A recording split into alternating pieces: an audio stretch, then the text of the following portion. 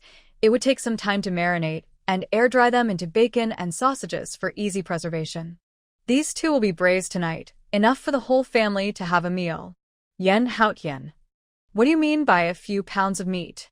A rabbit must weigh at least 1 or 2 pounds. Besides, Li Zhan is only the son-in-law, but he is her biological son. How can a mother praise her son-in-law instead of her own son? Yen Haotian was in a complicated mood. Xiaowen, Xiaowu, and Beibei also ran over to see the hares. Beibei looked up and said in a baby voice, "Grandma, Beibei wants to eat rabbit." Lin Yuru smiled and said, "Okay, let's cook it tonight." Xiaowu said with a disappointed look on his face, "How can it be a wild rabbit? My fourth uncle always catches roe deer and wild boars. Such a big one." Yen Haotian. It's not like he hasn't caught a wild boar before. Didn't he catch one once before, on the eve of Yan, Ye, and Yao Yao's full moon banquet? This little rabbit has been eaten too. Brat. Do you think wild boars are so easy to catch? Yen Haotian spoke through gritted teeth and couldn't help pinching Xiaowu's little face. Xiaowen took over the conversation at this time and said proudly, "How can it be difficult to catch? My mother caught 3 wild boars last winter. The big one weighed more than 100 pounds, and there were 2 small ones that were raised by the commune." Xiaowen is now a complete mom control and protects Xia Huanhuan very much.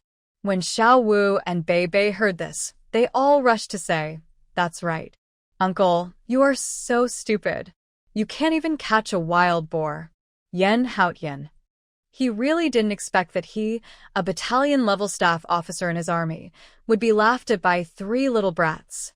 Yen Haotian deliberately put on a stern face and said, "Okay. If you think your uncle is too stupid to catch wild boars, then forget it. Your mom, your grandma, and your grandpa will eat the rabbits tonight. We will each eat a rabbit leg, and you 3 can eat roasted sweet potatoes." The 3 little guys were stunned. They just said a few truths. Why didn't they let them eat the rabbits? No. Uncle, you caught 2 rabbits, which is also very impressive. My mom and my 4th uncle have caught all the wild boars, so it's normal that you can't catch one. Xiaowen said quickly. That's right. Catching a wild rabbit is also very impressive. Wild rabbits run very fast. My brother saw one in the field last time, but he didn't catch it and it ran away. Uncle, Beibei wants to eat rabbits. Beibei wants to gnaw on rabbit legs. Beibei doesn't want to eat roasted sweet potatoes. Why does Yen Haotian feel that? The flattery of these 3 little brats is a bit wrong? He couldn't hit the wild boar because they were all killed by others. The reference for whether he was powerful or not was Xiaowen. Lin Yuru came forward and persuaded them to stop fighting. Okay, Xiao Tian, stop teasing them. Come and help Grandma to light the fire. There are 2 rabbits. Each of us will have a rabbit leg tonight. For nearly half a year, Lin Yuru has been eating with Xia Huanhuan. At the beginning, she was also stingy, but now she has gotten used to it. Besides, the wild rabbits were shot in the mountains after all. If they were made into bacon and seen by others, they would be looked down upon. It would be better for the whole family to stew them in one pot and eat them. Yen Haotian went into the house to coax Yan, Ye, and Yao Yao. The 3 little ones can't speak yet, but they are much cuter than the 3 big ones. Yan, Ye, and Yao Yao are very close to this uncle. When they saw him open his arms, they immediately stretched out 6 little hands to let Yen Haotian hold them, which warmed the heart of Yen Haotian, a rough man. Unfortunately, no matter how strong he was, he could only hold 2 of the kids at a time, and he couldn't hold the remaining one, so he had to hug this one, and that one very busy. Seeing that the 3 little guys got along well with their uncle Yen Haotian, Xia Huanhuan went into the kitchen to help Lin Yuru cook. Lin Yuru looked out and saw Yen Haotian playing with his 3 nephews in the main room, and couldn't help sighing. Oh, I don't know when your brother will get married and have a few big fat boys. It would be great if I could help take care of them. He's grown up. He hasn't even found a wife, but he's not in a hurry. Xia Huanhuan couldn't help laughing. It turns out that when it comes to urging marriage, parents are the same no matter what era it is. Mom, don't worry. After all, my brother's adoptive parents are from the city, and my brother has a city hukou. and his position in the army is not low. If he wants to find someone, isn't it easy? As they were talking, dinner was ready. A large pot of braised rabbit meat. First stir-fry sugar color with rock sugar. Then put the rabbit meat into the pot. Add water, soy sauce, and other seasonings, and simmer. During this time, add large pieces of potato cubes and soaked dried beans. Simmer for about an hour on low heat, and then turn to high heat to reduce the sauce. The rabbit meat is stewed, and each piece is red and shiny, making people drool at the sight. In addition to the rabbit meat, there is also a fried tofu, a plate of winter bamboo shoots and bacon, and a plate of baby spinach. There is also a plate of steamed dumplings with wild mushroom meat filling.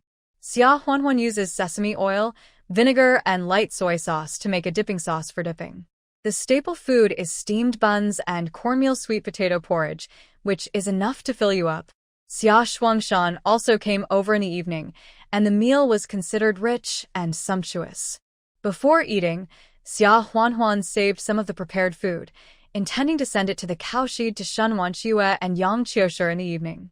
During the Chinese New Year, Shen Wanqiue and Yang Qiushi were also given about a pound of pork, so they were asked to make some dumplings stuffed with meat, which was also considered celebrating the Chinese New Year.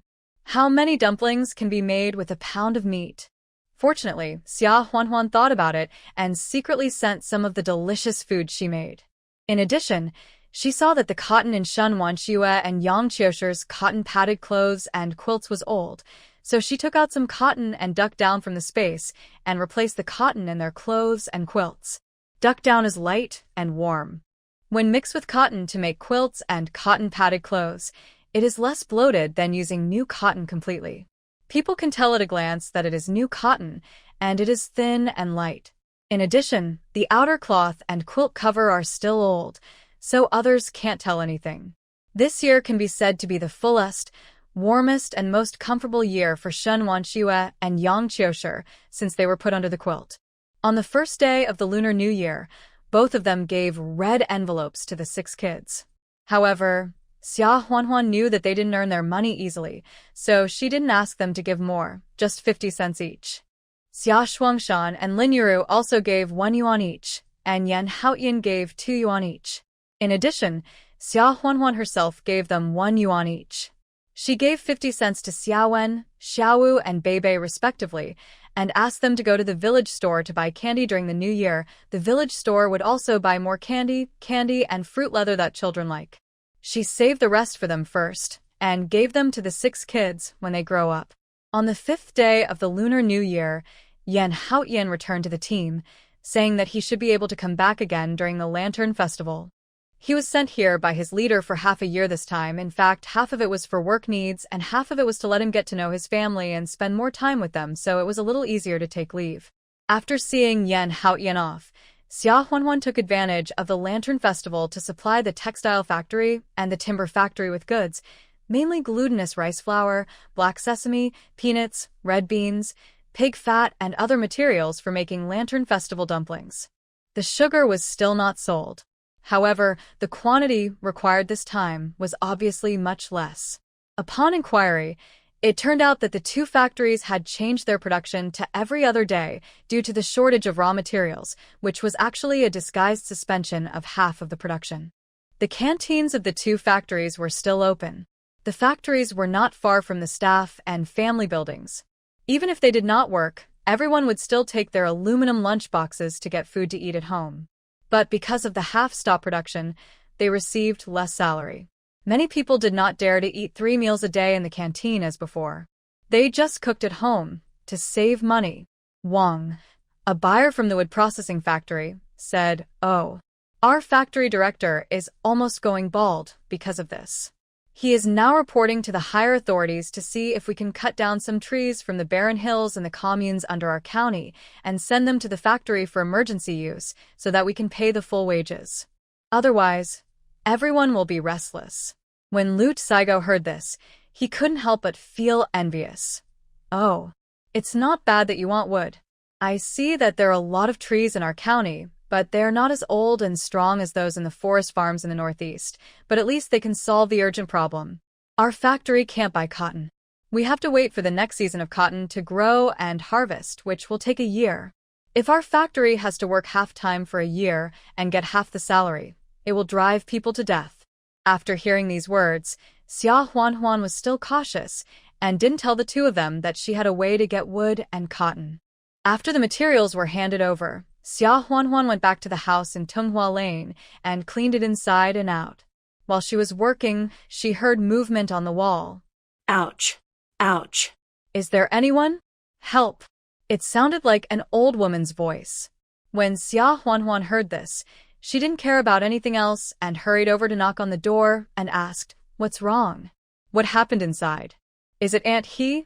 When she was waiting for the birth of her baby in the county, Xia Huanhuan noticed that the people living in the front and back entrances of Grandma Luo's house had almost moved out, and the doors of every house in the compound were locked. At least, in that month or so, Xia Huanhuan had seen an old lady named He, but she only came to stay for 2 days occasionally. Otherwise, when she suddenly gave birth prematurely, Lin Yuru and the 3 kids went out to find someone to help, and they wouldn't have called someone for a long time.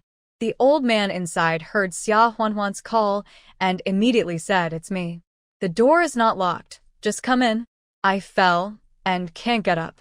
Ouch. Xia Huanhuan had to push the door open quickly, only to see Aunt He lying on the ground with her legs spread out, unable to get up for a long time. Xia Huanhuan hurried over to help the person up and asked, "Auntie He, are you in pain anywhere? Do you want me to take you to the hospital?" Auntie He waved her hand and said, "It's nothing. It's an old problem with my waist. As I get older, my hands and feet aren't as flexible as before. I couldn't get up after falling down. It's a good thing you're at home." When Xia Huanhuan helped her up, she had already roughly felt her bones and knew that she was indeed not broken or anything, so she didn't force her to go to the hospital. Aunt He recognized her and asked with a smile, "Your daughter is the distant niece of Mrs. Luo next door. She asked you to come and look after the house from time to time, right? Didn't you come here to give birth before the new year?" Xia Huanhuan smiled and said, "Aunt He, you have a good memory. It's me." Aunt He sighed and said, "Oh, this area is really declining. Everyone has moved out to live in high-rise buildings. With fewer people, the houses are dilapidated, right? I can't get a single person for a long time. If it were 20 years ago, the people living here would have been all the rich and powerful people in the county. Home. When old lady Luo was here, I lived here and could talk to her. After she left for Beijing, I was the only one left, so my son took me to live with them in the building. How can that building compare to the comfort of my own little courtyard here? But there is no other way. When you get old, don't you have to follow your son? I just came here today to pack up my things. In the future, I'm afraid I won't have the chance to come back and live here." Aunt He looked at the little courtyard where she had lived for more than 20 years with infinite reluctance and continued. Xia Huanhuan's heart moved. She had promised Grandma Luo before that she would definitely buy back the entire Luo residence. Now that everyone in the front and back houses has almost moved out, it should be an opportunity. Therefore, she gently asked Aunt He, "I want to ask you something. If you don't live in this house anymore, will you sell it?" Aunt He was stunned. Buying and selling houses was still a rare thing in this era. In rural areas, the village would allocate residential land, and people would build houses by themselves. In the city, they would wait for the unit to allocate houses. The front and back houses originally belonged to the Luo family. They were allocated to the factory by the government more than 20 years ago when Aunt He's husband worked at the lumber mill. The factory then distributed them to the families of workers with housing difficulties. The other families who had already moved out of the yard were also former workers at the lumber mill. Seeing Aunt He's confusion, Xia Huanhuan quickly said, "Aunt He, I didn't buy this house myself. Did you know that this yard was originally the house of my aunt and uncle? My aunt has always wanted to buy back all the front and back houses. Before she went to Beijing, she told me to ask if there was a chance. I saw that everyone here had moved out, and this house would soon be ruined if left alone. So, I thought of using some money to buy back the house, which would also fulfill my aunt's wish." Aunt He nodded and said, "That's right. This house originally belonged to the Luo family. Back then, Mr. Luo was generous and donated the house for free. Come, share it with everyone." Now that everyone has moved into the new house, it is only right that this place be returned to the Luo family, as it is now vacant. Xia Huanhuan felt a little hopeful when she heard this, and hurriedly said with a smile, "Aunt He, the saying is to return it, but since my uncle donated it back then, it is actually everyone's house. If we want it back, we must pay to buy it. Aunt, if you have this intention, that's great. You name a price. My aunt left me some money before she left. I will collect some money and give you the money. You just need to give me the title deed." The title deeds here are all made and issued by the government after the founding of the People's Republic of China. Holding a title deed means that you are the owner of this house. Of course, these few years have been special and many people have been driven out of their own houses, but that does not affect the ownership of the house. After these years, whoever it is, as long as there is a valid certificate, it will be returned to the original owner. And he smiled and said, "We have lived in this house for more than 20 years. How much is it worth? You decide how much it is worth, my girl." Xia Huanhuan thought for a moment and said then, "For the 2 houses you live in plus the part of the yard that belongs to your family, do you think 120 yuan is okay?" And he thought that this was not much, but she didn't care about it now. If this area was prosperous in the past, it would definitely not be enough. But now this old city has fallen into decline and no one cares about it.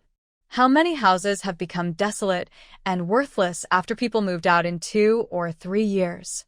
It can still be sold for so much money, so it must be profitable. 120 yuan can buy more than a year's rations, and even meat and eggs can be guaranteed to be eaten 5 or 6 times a month. Without consulting his family, he nodded and said, "Okay. After all, this is the property of the Luo family, so let's just give it 120 yuan. Xia Huanhuan smiled and said, "Aunt, he is so straightforward. I didn't bring any money here today, and I have to ask someone to buy the supplies. I also have to send a telegram to my aunt for instructions. We will hand over the money and the house deed in 5 days." As she spoke, Xia Huanhuan remembered something and said, "Aunt He, I have another favor to trouble you. Do you recognize the original residents here? I see that their houses have been empty for more than half a year. If they are willing to sell, I will ask my aunt, and we can buy them back together. She has the pensions for several children issued by the state, as well as the monthly subsidies, so she should be able to make up the money. The elderly are nostalgic. When they're old, they can no longer reunite with their families. They think that they should reunite with their families in the house, which is also the appearance of the children when they left home." And he heard this and thought of Mrs. Luo's 3 sons and 1 daughter, none of whom came back after leaving home. She sighed and naturally had no doubts about Xia Huanhuan's words and where she got so much money to buy a house, so she immediately promised, "How can you not recognize them? There are several new families who have moved into the same building as my son. Don't worry, my girl, I'll go ask for you. They must be willing too." The matter was settled. Xia Huanhuan talked for a while before returning to the house, or she went directly home through the space. Lin Yuru took the 3 little ones to visit Aunt Wu's house. It happened that the 3 little ones were hungry and started to make trouble, so they came back pushing the cart. The car was made by Li Zhan when he made a small bed for sleeping last time. It was smaller than the bed, and there were baffles around it, covered with cloth, and lined with cotton to prevent hurt when bumped into. The triplets couldn't be carried out, so they had to be pushed in a cart. As soon as she entered the house, she saw Xia Huanhuan washing red beans in the yard, and she smiled and said, "You got up just in time. The 3 little ones are just hungry. You should feed them quickly. You should use these red beans to make glutinous rice, right?" Xia Huanhuan smiled and said, "Yes. The Lantern Festival is coming soon. Isn't my brother coming back? Just like last year, we will make some black sesame and red bean fillings. Lard is ready. I went to the town to buy glutinous rice flour and sugar 2 days ago. Everything is complete." Lin Yuru took over the job and smiled and said, "Why not? You should feed them quickly." "I'll do it." Xia Huanhuan pushed the 3 little ones into the house, and then picked them up one by one to feed them. It is estimated that the daily diet is sufficient. Although the triplets are already 3 months old, her milk is still sufficient. After a while, the 3 little ones were full and burped on the bed, laughing at Xia Huanhuan. Lin Yu came in and said with a smile, "Look at how happy they are." They just cried so loudly that they couldn't be comforted. Xia Huanhuan picked up Yan Yan and coaxed him for a while, then picked up the rattle to tease Ye and Yao Yao, and said with a smile, "These three little guys are good in every way, and they don't make trouble. They just don't like to drink milk powder and insist on me feeding them. They will make trouble when they are weaned later." Lin Yu said with a smile, "Don't underestimate the children. They can still distinguish good from bad. Their mother's milk tastes good, so of course they don't want to drink milk powder." Xia Huanhuan disagreed and said with a smile, "They're spoiled. Starve them twice, and they won't be picky. That being said, can you bear to starve them?" Xia Huanhuan also laughed when she heard it. She really couldn't bear to do it. Now, when she goes out, she has to calculate the time and must make a quick decision and come back before the three little guys cry out for hunger. She was delayed for a while today, and they cried like this. She was so heartbroken. After feeding the three cubs, Xia Huanhuan asked Xiaowen and others to help look after the younger brothers and then went to make glutinous rice with Lin Yu. While they were busy, a villager passed by and came in and said, "Li's wife, there is a package sent by Li Zhan at the commune. Go and get it." Xia Huanhuan listened, agreed, washed her hands, and went to the commune to get it.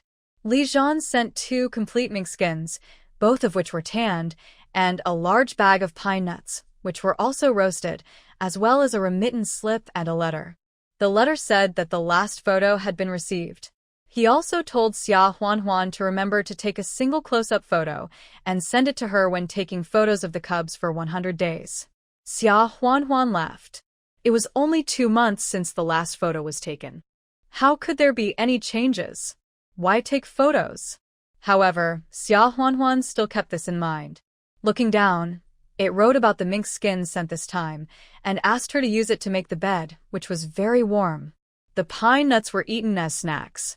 The rest was just a brief mention that they were probably on a mission in the northeast.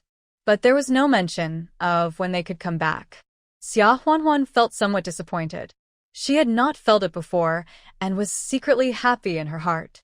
Although she was forced to marry after crossing over, fortunately her husband was a soldier away from home all year round, and he would probably only come back a few days a year, which would not affect her comfortable life in the space.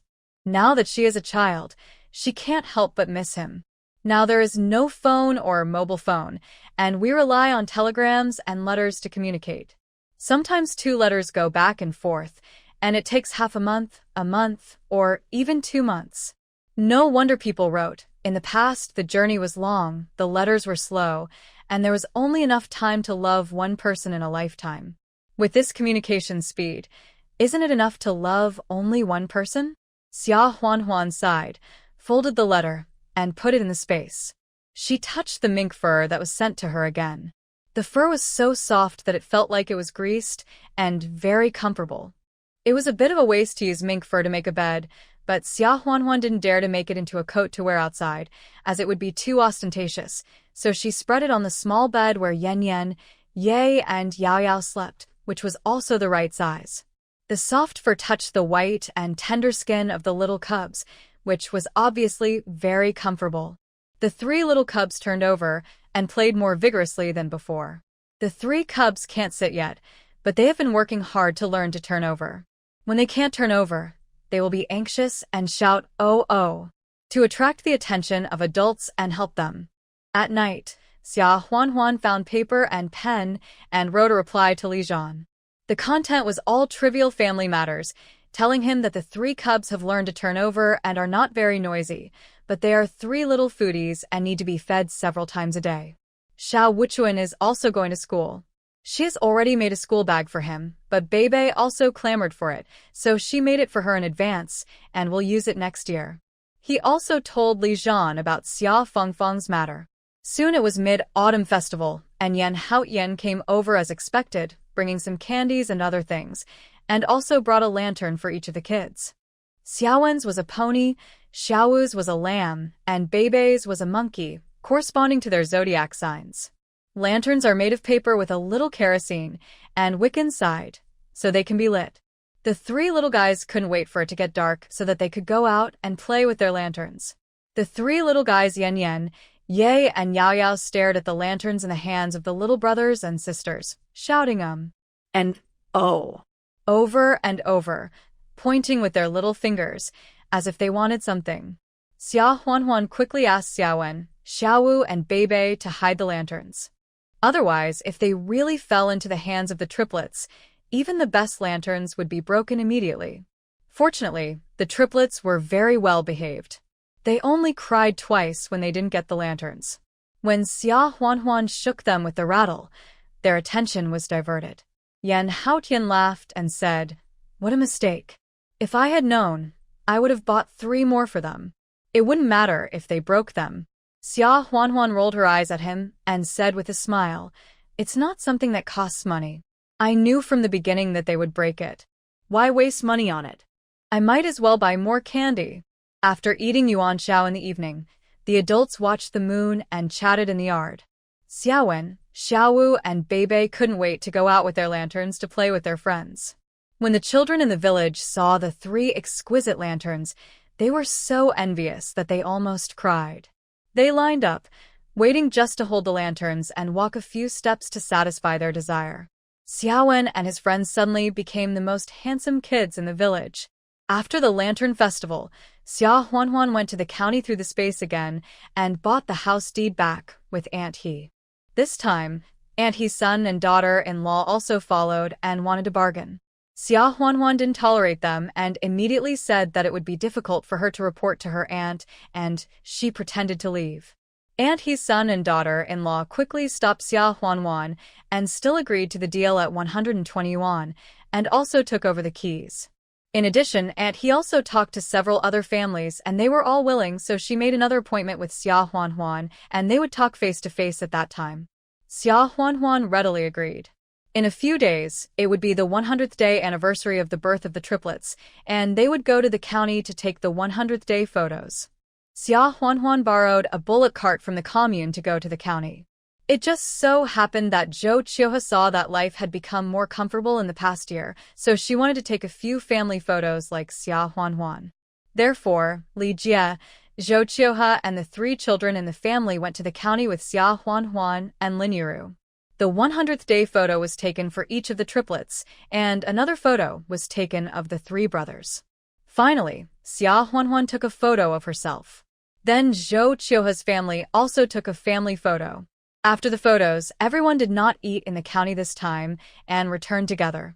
On the way, they happened to meet Secretary Zhao, who was returning from a meeting in the county, and they talked for a few words. Li Jie saw that Secretary Zhao looked unhappy, so he couldn't help asking, "Secretary Zhao, is there something wrong?" Secretary Zhao couldn't help complaining, alas. "It's about the timber factory in the county. It's just nonsense. In order to save the factory, our village doesn't care? It's really annoying." After hearing this, Xia Huanhuan guessed that it was probably because the 2 factories were short of raw materials and they had to ask the village to find a way to provide raw materials. Secretary Zhao didn't say more, but told them to drive the cattle slowly on the road, so as not to scare the cattle and overturn the car to injure people. After that, he rode his bicycle back. The next day, Xia Huanhuan went to the commune on the pretext of asking Secretary Zhao about it indirectly. Secretary Zhao also admired Xia Huanhuan's way of dealing with people, so he briefly explained it. Sure enough, because the timber factory couldn't keep up with the raw materials, the factory couldn't even maintain half-time work, and it was about to stop production completely. The county asked the village and town communes below to send people to cut wood on the barren mountains during the slack season to solve the urgent problem. It's not completely free, but the money given to buy wood is not much, probably not enough to share the work. In addition, there is the matter of cotton.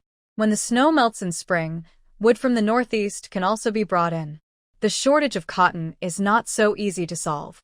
The county made a suggestion. When the communes planted the land, they should plant more cotton on the basis of ensuring the grain output. At that time, the textile factories would buy it at a price slightly higher than the purchase price in previous years. However, the county did not dare to make a final decision on this matter. It still depends on the opinions of each commune. After all, what is most lacking now is food. If everyone rushes to plant cotton, won't there be famine? Xia Huanhuan couldn't help but frown. Secretary Zhao, I'm a woman, and my words may not be right. But let's not talk about the barren mountain behind us. When there was not enough food, and when there was a shortage of food, how many people did it feed?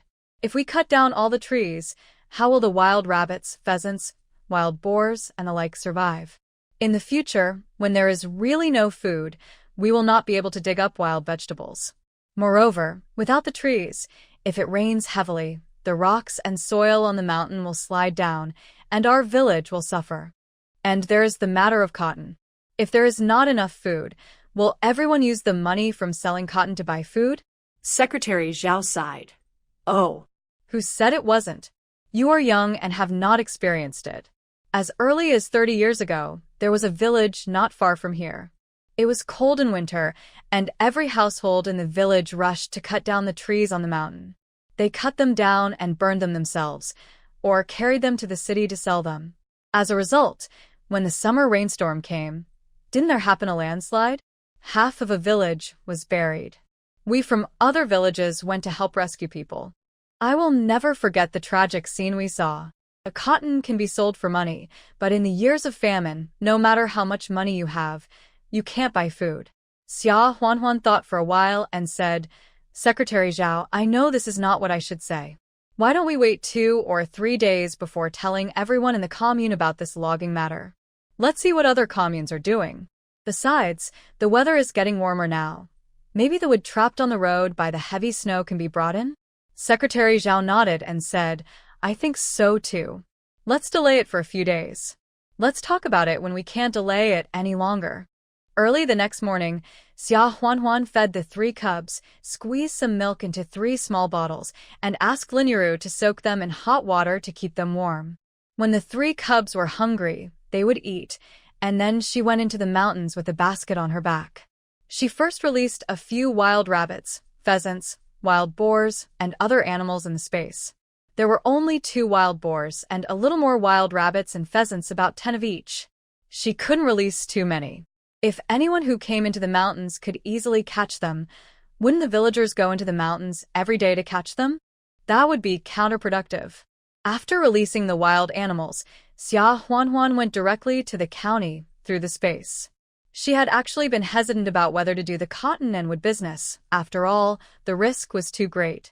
The black market for food, eggs, meat, and a small amount of cotton was just a small business, and many old women in the countryside, who had never seen the world, went there.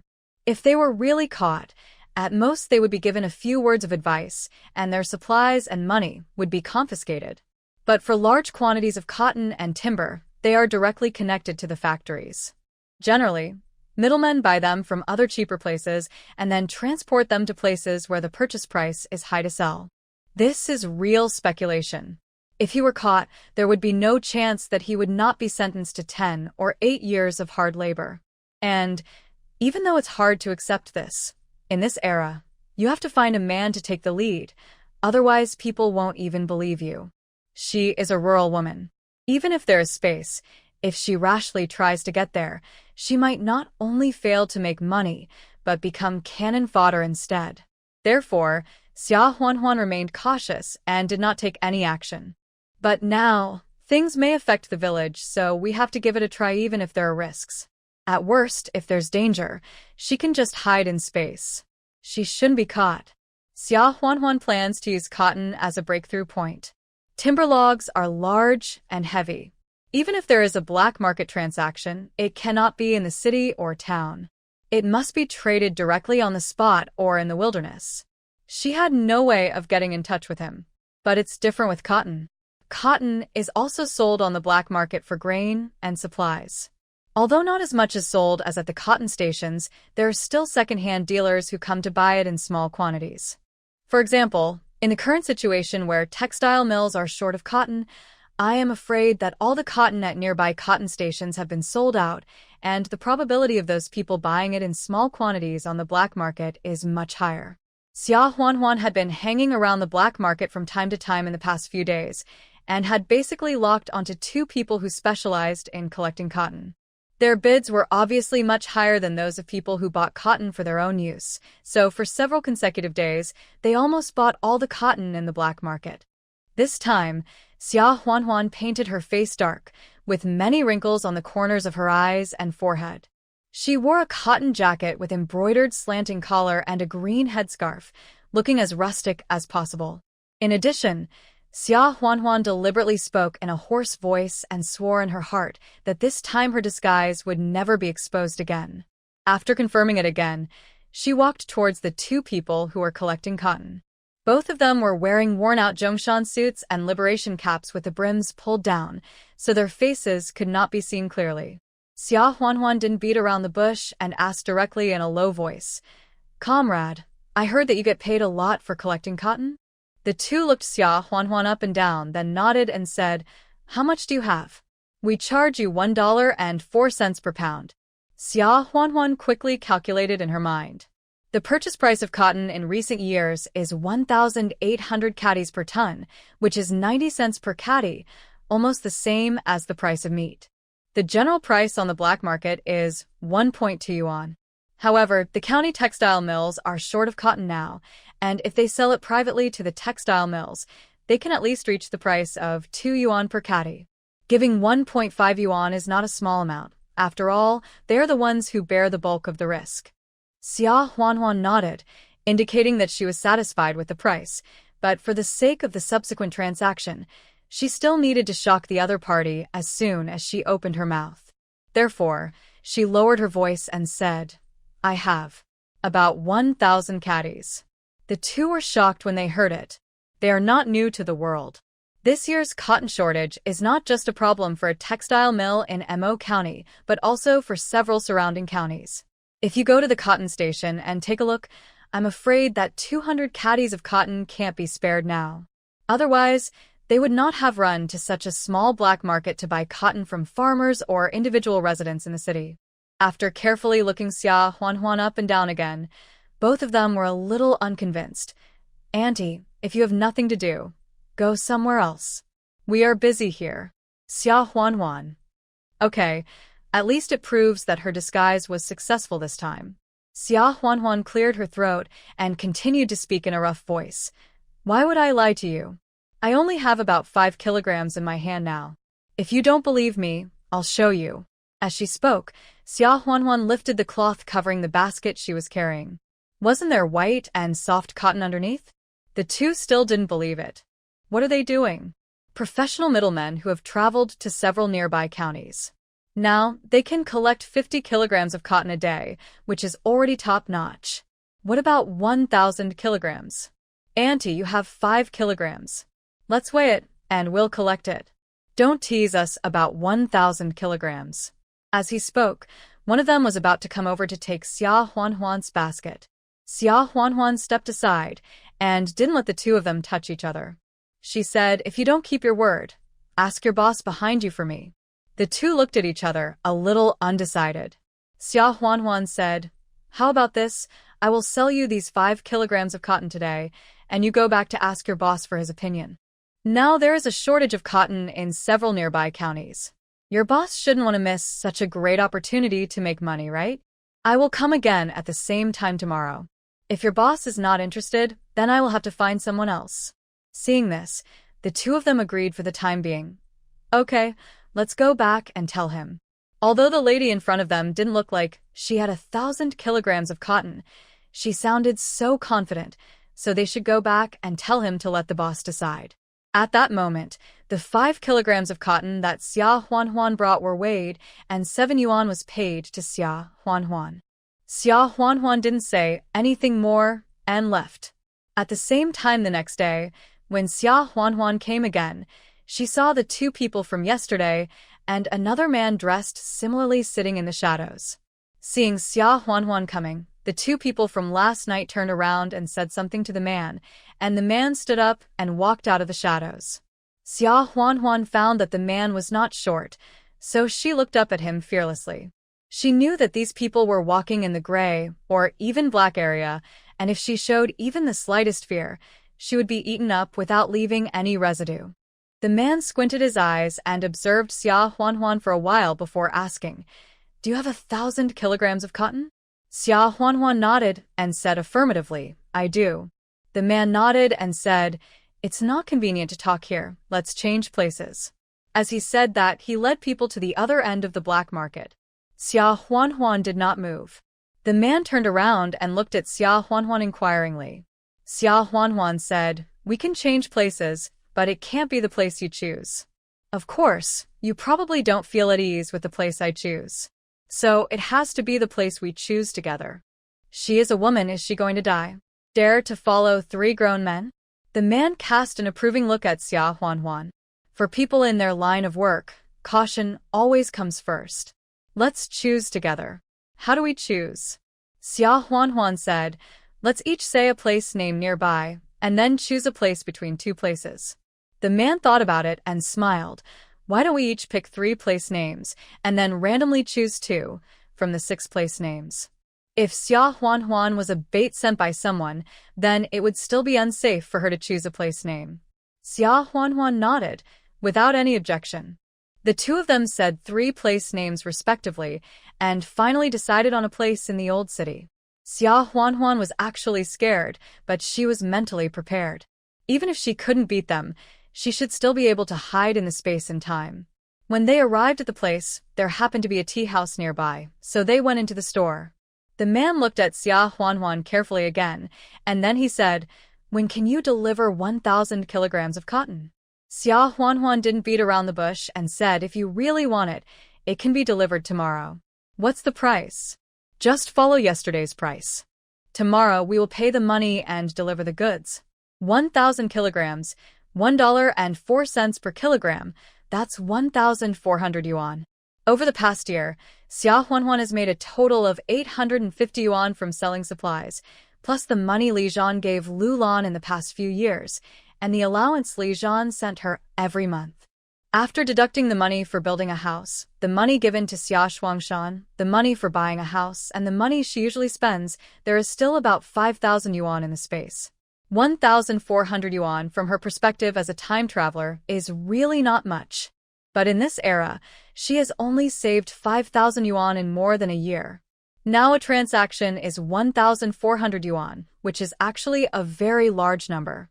After all, the average monthly salary of a factory worker is only 30 or 40 yuan now. Even if it is calculated at 40 yuan, 1,400 yuan is the total salary of a worker for nearly 3 years.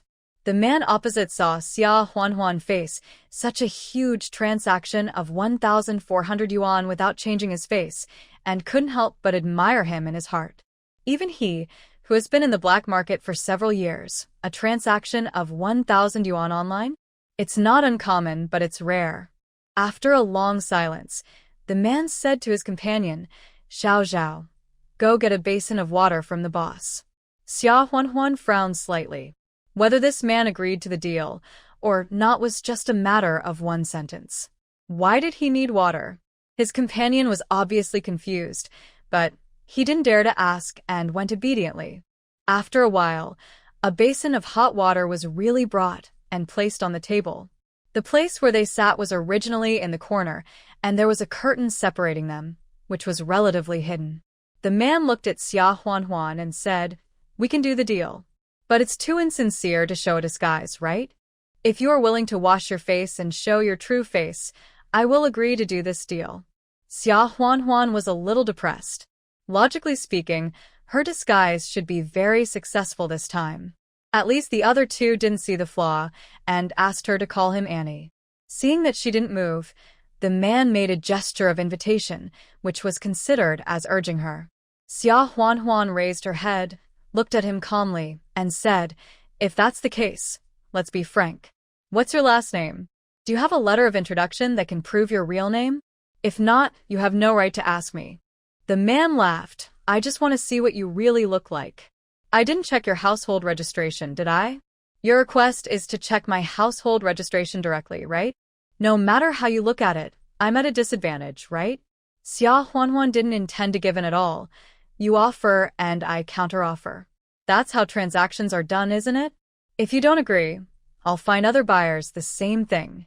What we lack now is cotton, so we're not afraid that no one will want it. The man surrendered and smiled. You're really the first one who dares to talk to us like this. Okay. I'll take a risk. As he said that, He took out a letter of introduction from his pocket and handed it to Xia Huanhuan.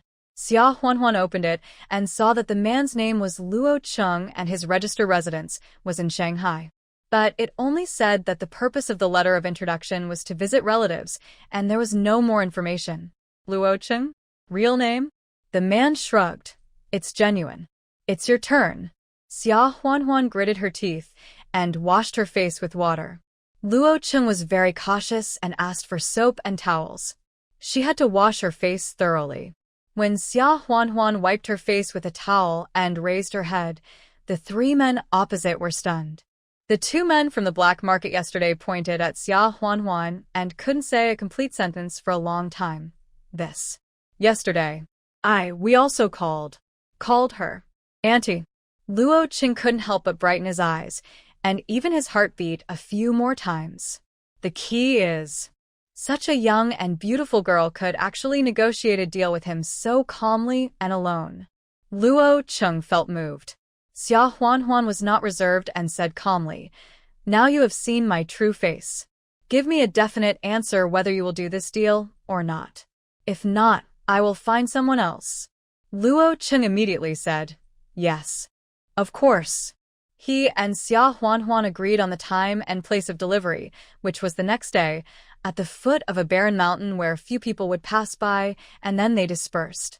The next day, Xia Huanhuan went to the county in advance through the space, then took out a bicycle from the space, rode the bicycle to the place, looked around the environment, and after confirming that there was nothing fishy, she took out 1,000 kilograms of cotton from the space and arranged them neatly, waiting for Luo Cheng and his friends to arrive.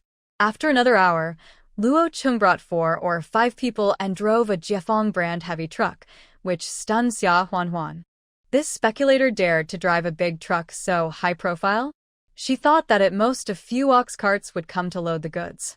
However, it was better to have a big truck, which meant that she had found the right person, and the timber business would also be better in the future.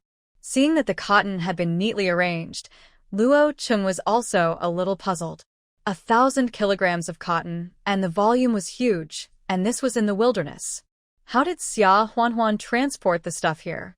If there were people who wanted to cooperate, why would they let a young and beautiful girl come out to talk to them? Isn't that too bold? How did you transport the stuff here? Luo Cheng couldn't help asking. Xia Huanhuan smiled and said, "I have my own way. You don't have to worry about this, right? You can check the goods first." Seeing that she didn't say anything, Luo Cheng stopped asking and asked his people to inspect the goods. After a while, several people came back and said, "Brother Luo, they are all good. I'm afraid they are top grade. This white flour does not even have any black, dry, or hard impurities. It is better than cotton." Luo Cheng nodded and said, "Please load the goods onto the truck." He took out a bulging cloth bag from the driver's seat and handed it to Xia Huanhuan, saying, "There are 1,400 yuan inside. Count them." In this era, the 500 yuan note had not yet been issued. The largest denomination was 10 yuan, commonly known as the Great Unity. 1,400 yuan meant 140 pieces, a thick stack. Xia Huanhuan counted them casually and put them directly into her pocket. "Luo Cheng, can you give them the minimum respect for 1,400 yuan? Xia Huanhuan said, "Since you have received the goods, I will leave first." Goodbye. After saying that, she turned around and was about to leave. At this time, Luo Cheng suddenly rushed to her quickly, opened his hands to block her way, and smiled a little bit rogue. "Why are you in such a hurry? Don't you have a car? I'll take you to the county, and we'll have a meal by the way." The other people who were originally carrying the goods also stopped at this moment, looking at this side, and some of them even whistled to make trouble. Xia Huanhuan's heart trembled, and a cold look flashed in her eyes. The situation she was most worried about still happened. This Luo Cheng, who looked upright, turned out to be a black-hearted person. Was he planning to take people, money, and goods? "No, I won't go back to the county town, and I'm not hungry." Xia Huanhuan retreated, glancing around, judging the situation, while her hand had quietly reached into her pocket and touched the anti-wolf stun gun inside. She had learned a profound lesson from the last time Su Jiyuan attacked her, so this time, including the day before yesterday and yesterday. She kept the stun gun on her body, just in case. I didn't expect it to be used.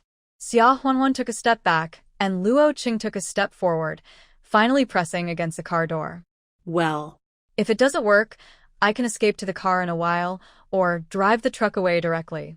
Anyway, she has learned manual transmission, and how to drive a big truck should be similar, right? Luo Qing put one arm against the car body, lowered his head and smiled. If you are not hungry, let's go for a walk in the county town and eat when you are hungry. Xia Huanhuan. Xia Huanhuan took a deep breath and said as calmly as possible, Luo Qing, we have settled the money and goods, and no one owes anyone anything. It is a bit unreasonable for you to stop me from leaving. Just tell me, what do you want? You can't take the goods but don't want to pay, right? Luo Qing blinked and smiled. That's not the case. It's just that I let you make so much money. It's not too much for you to have a meal with me. What I want is obvious. I want to be with you. Before she finished speaking, Xia Huanhuan suddenly attacked, first raising her foot and kicking hard between Luo Qing's legs. Luo Qing really didn't expect that a delicate girl would suddenly do such a cruel thing. Although she dodged reflexively, she still didn't dodge completely. She was kicked and covered her mouth with her hands in pain. Xia Huanhuan didn't give him a chance to breathe, and the electric shock device in her hand had already greeted him directly. ugh. Luo Cheng's body trembled with the electric current, and then he fell to the ground uncontrollably. Brother Luo! Brother Luo! You woman! How dare you hit my brother Luo! As they said that, 4 or 5 people rushed towards Xia Huanhuan together. Xia Huanhuan took a deep breath and prepared to meet the enemy. Although she had an electric shock device and had never wasted her fists and feet, after all, it was 1 against 5, and it might not be easy to win. A fast runner swung his fist at Xia Huanhuan. Xia Huanhuan dodged sideways, and then threw him over his shoulder neatly. The man fell to the ground with a clang, and he cried out in pain. At the same time, a suppressed roar suddenly came. No one is allowed to do it. The other 4 people stopped their actions immediately, firstly because of this roar, and secondly, they were also shocked that Xia Huanhuan, a delicate woman, could knock down a man. This. Luo Qing stood up and scolded his men first. You guys attacked a woman, and several of them came together. Aren't you ashamed? The key is that he hasn't hit her yet. The man who was thrown over his shoulder also got up and lowered his head with some shame like the others. Luo Qing turned around and stared at Xia Huanhuan in shock. Okay, this is really a rose with thorns.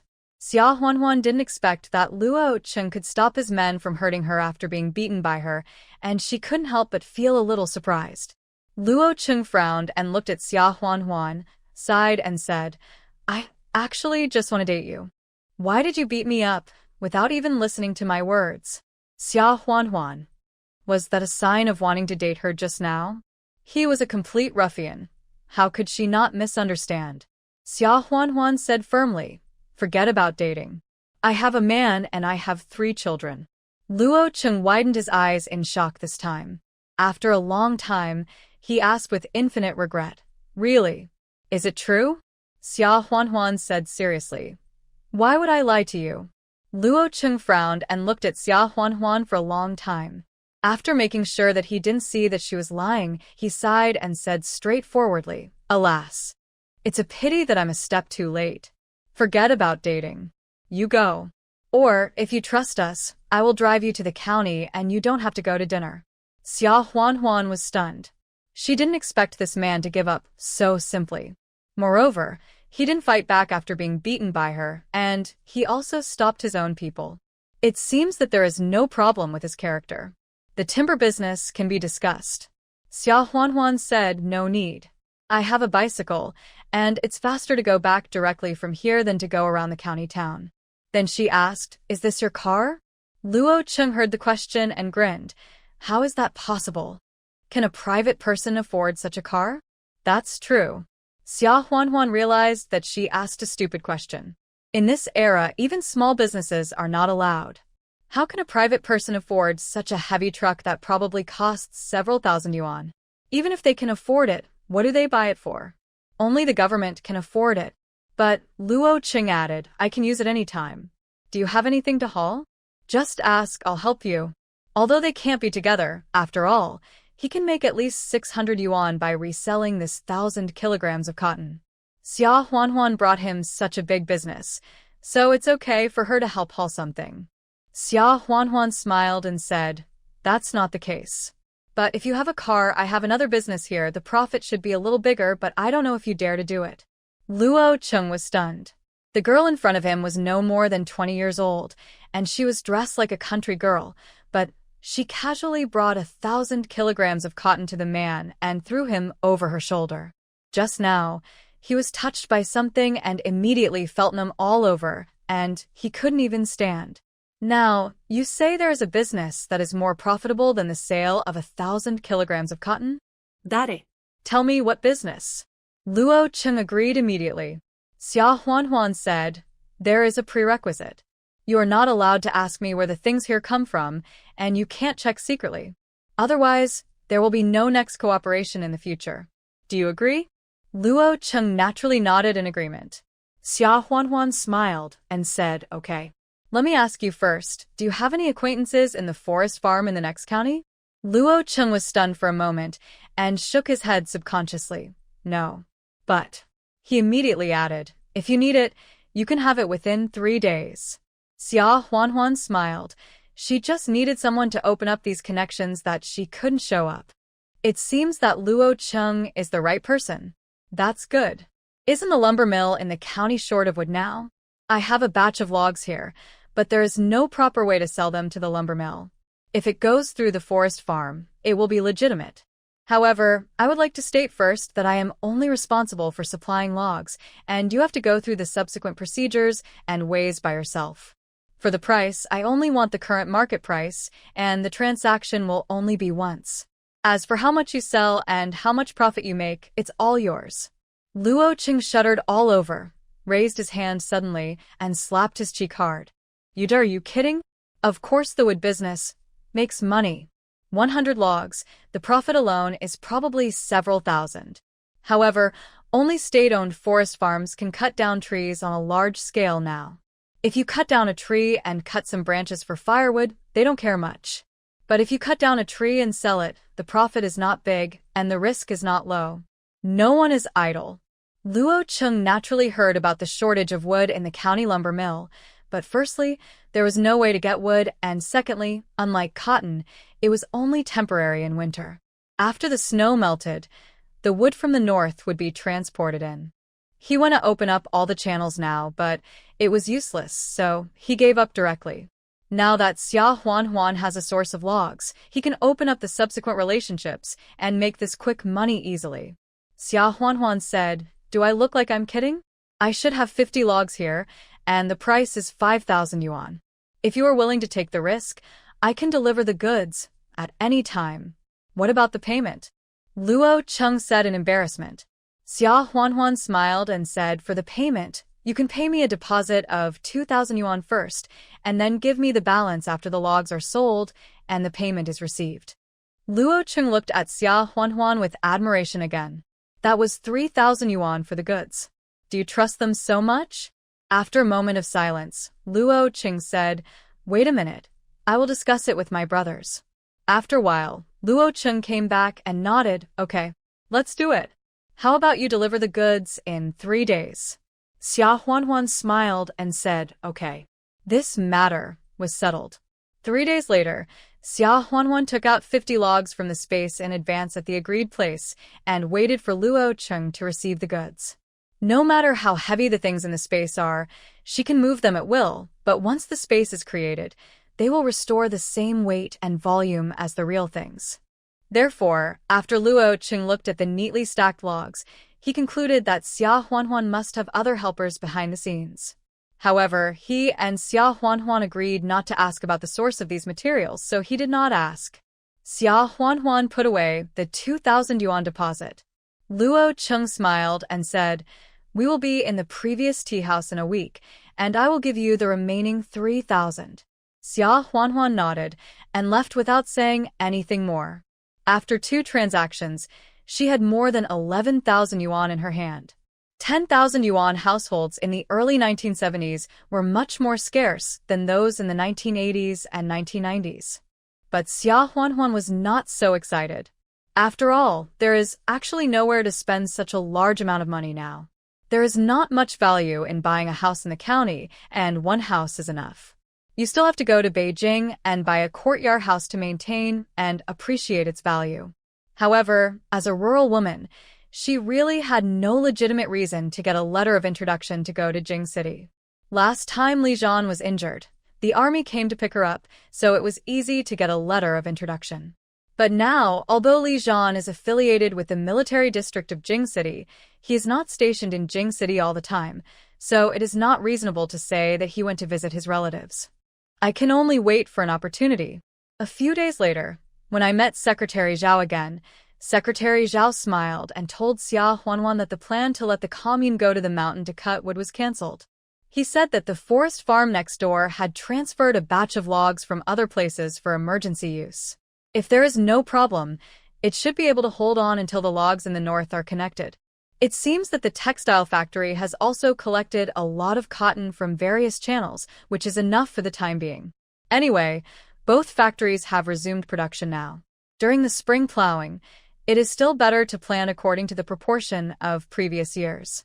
Xia Huanhuan knew that Luo Cheng should have done it smoothly. This Luo Cheng's ability to do things is really good. When the restrictions are lifted in the future, if there's a chance, they can cooperate again. However, she had no plans to do deals like these two in the near future. The risk was too great. She had enough food and clothing, and she had 6 children to take care of at home. If they were really caught, what would they do?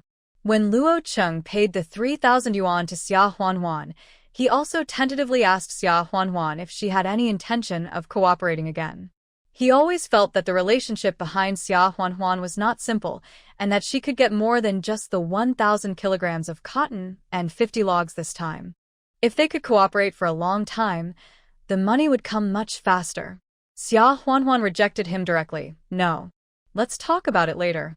When there are other legal opportunities, you should be careful too. Getting caught is no joke. Luo Cheng saw Xia Huanhuan open her mouth to care about her, and the little thoughts that he had suppressed started to stir again. He asked unwillingly, "Are you really married? And you have 3 children?" Xia Huanhuan understood his thoughts as soon as she heard it, and immediately said seriously, "Really? The child is more than 3 months old." What else can Luo Cheng say, except sighing? However, he still gave Xia Huanhuan an address so that if she still has business to do, she can send him a telegram. Xia Huanhuan accepted it, but did not give him her address information. Luo Cheng opened his mouth, but did not ask for it. This matter was over. Xia Huanhuan had been running around for these 2 transactions during this period. Now that she was finally free, she tried not to go out, coaxing Yan Yan, Ye and Yao Yao at home, and also preparing 3 meals a day, reviewing Chinese medicine books, planting medicinal herbs in the space, and learning to prepare them. She has now mastered a lot of the 4 basic methods of observation, smell, questioning, and palpation.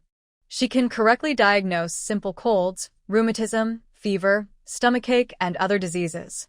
Even Yang Qiushi praised her rapid progress. Time soon arrived at the beginning of the 2nd lunar month. After the waking of insects, the commune held a spring plowing mobilization meeting as usual, and the spring plowing of this year began. Last year, there was good news about private plots. This year, there is also good news, that is, every household is allowed to raise chickens and ducks as well as piglets. In the past, these were all raised by the commune, and there were special people who fed pigs, chickens, ducks, and collected eggs, etc., and earned work points. Now, every household is encouraged to raise them. Of course, in name, they are still raised collectively by the commune. After they are raised, 2/3 of them will belong to the commune and must be handed over. Work points will be calculated based on quantity and quality. The remaining 1/3 will belong to each household. Naturally, everyone praised this policy. In the past, when it was not allowed to raise eggs at home, the commune had to share the eggs, and there would definitely not be enough to share, so they could only buy them with money or exchange them with grain.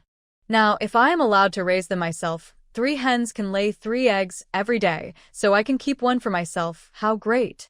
After everyone had left, Xia Huanhuan went to see Secretary Zhao. She wanted to open up a small pond on the wasteland by the river to grow lotus roots and raise fish.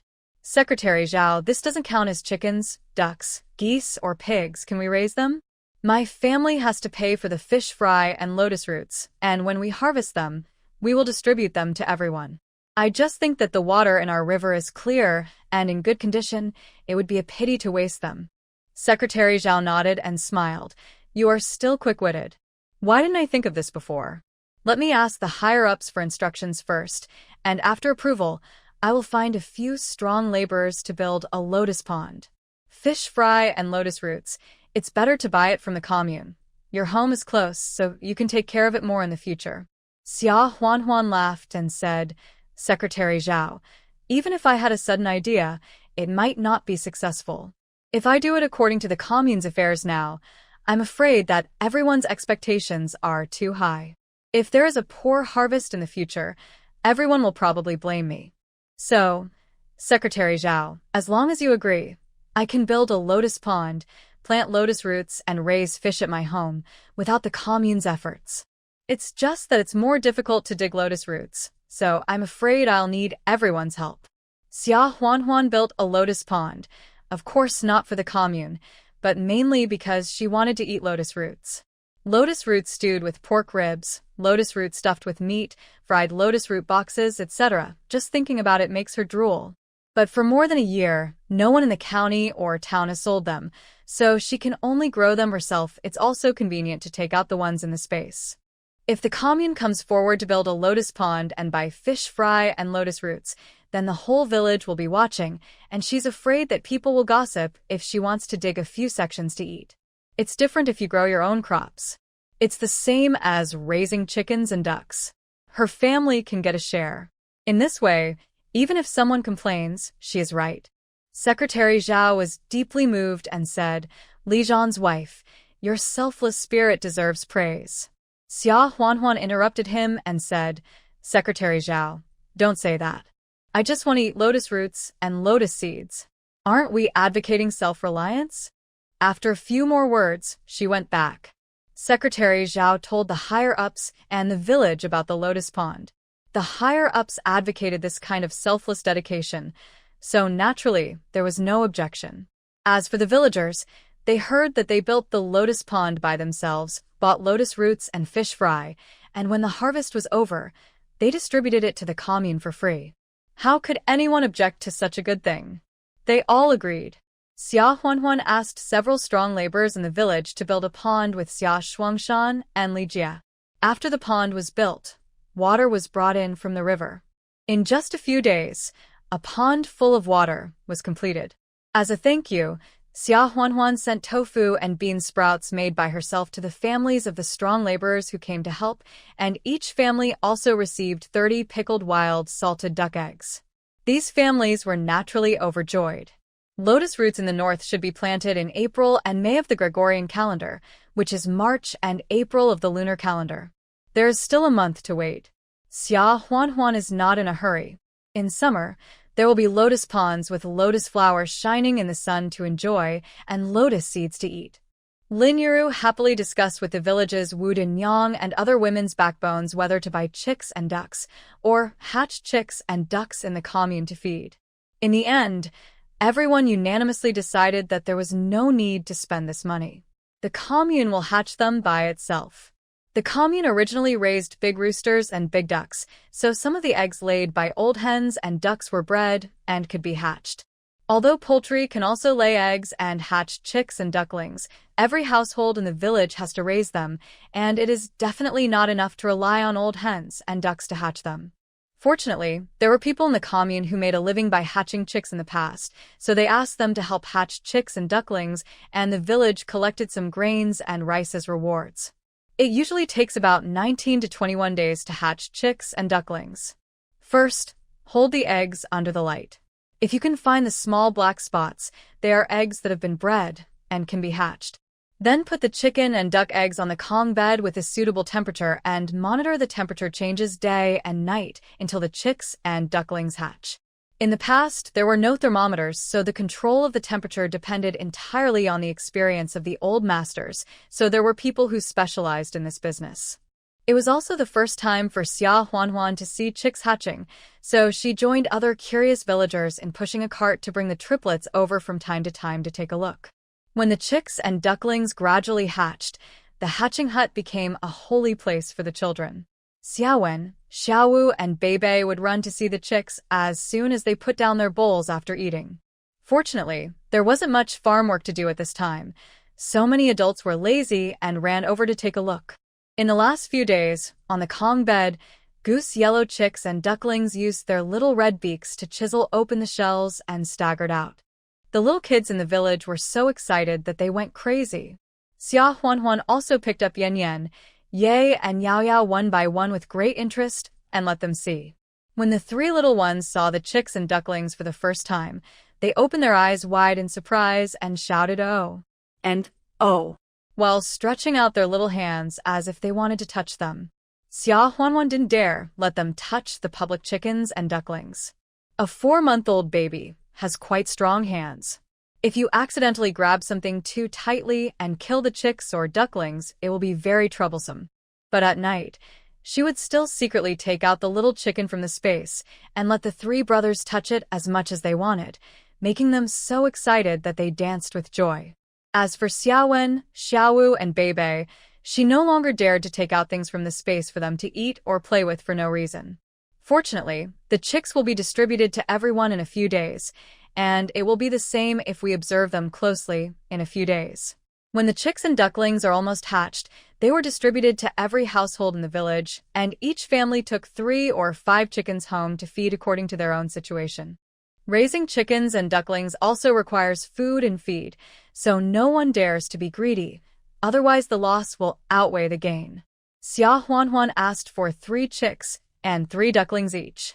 Together with the 5 that Lin Yuru received from Xia village, there were a total of 8 chicks and 8 ducklings. There is no need to raise piglets. They are dirty and tiring.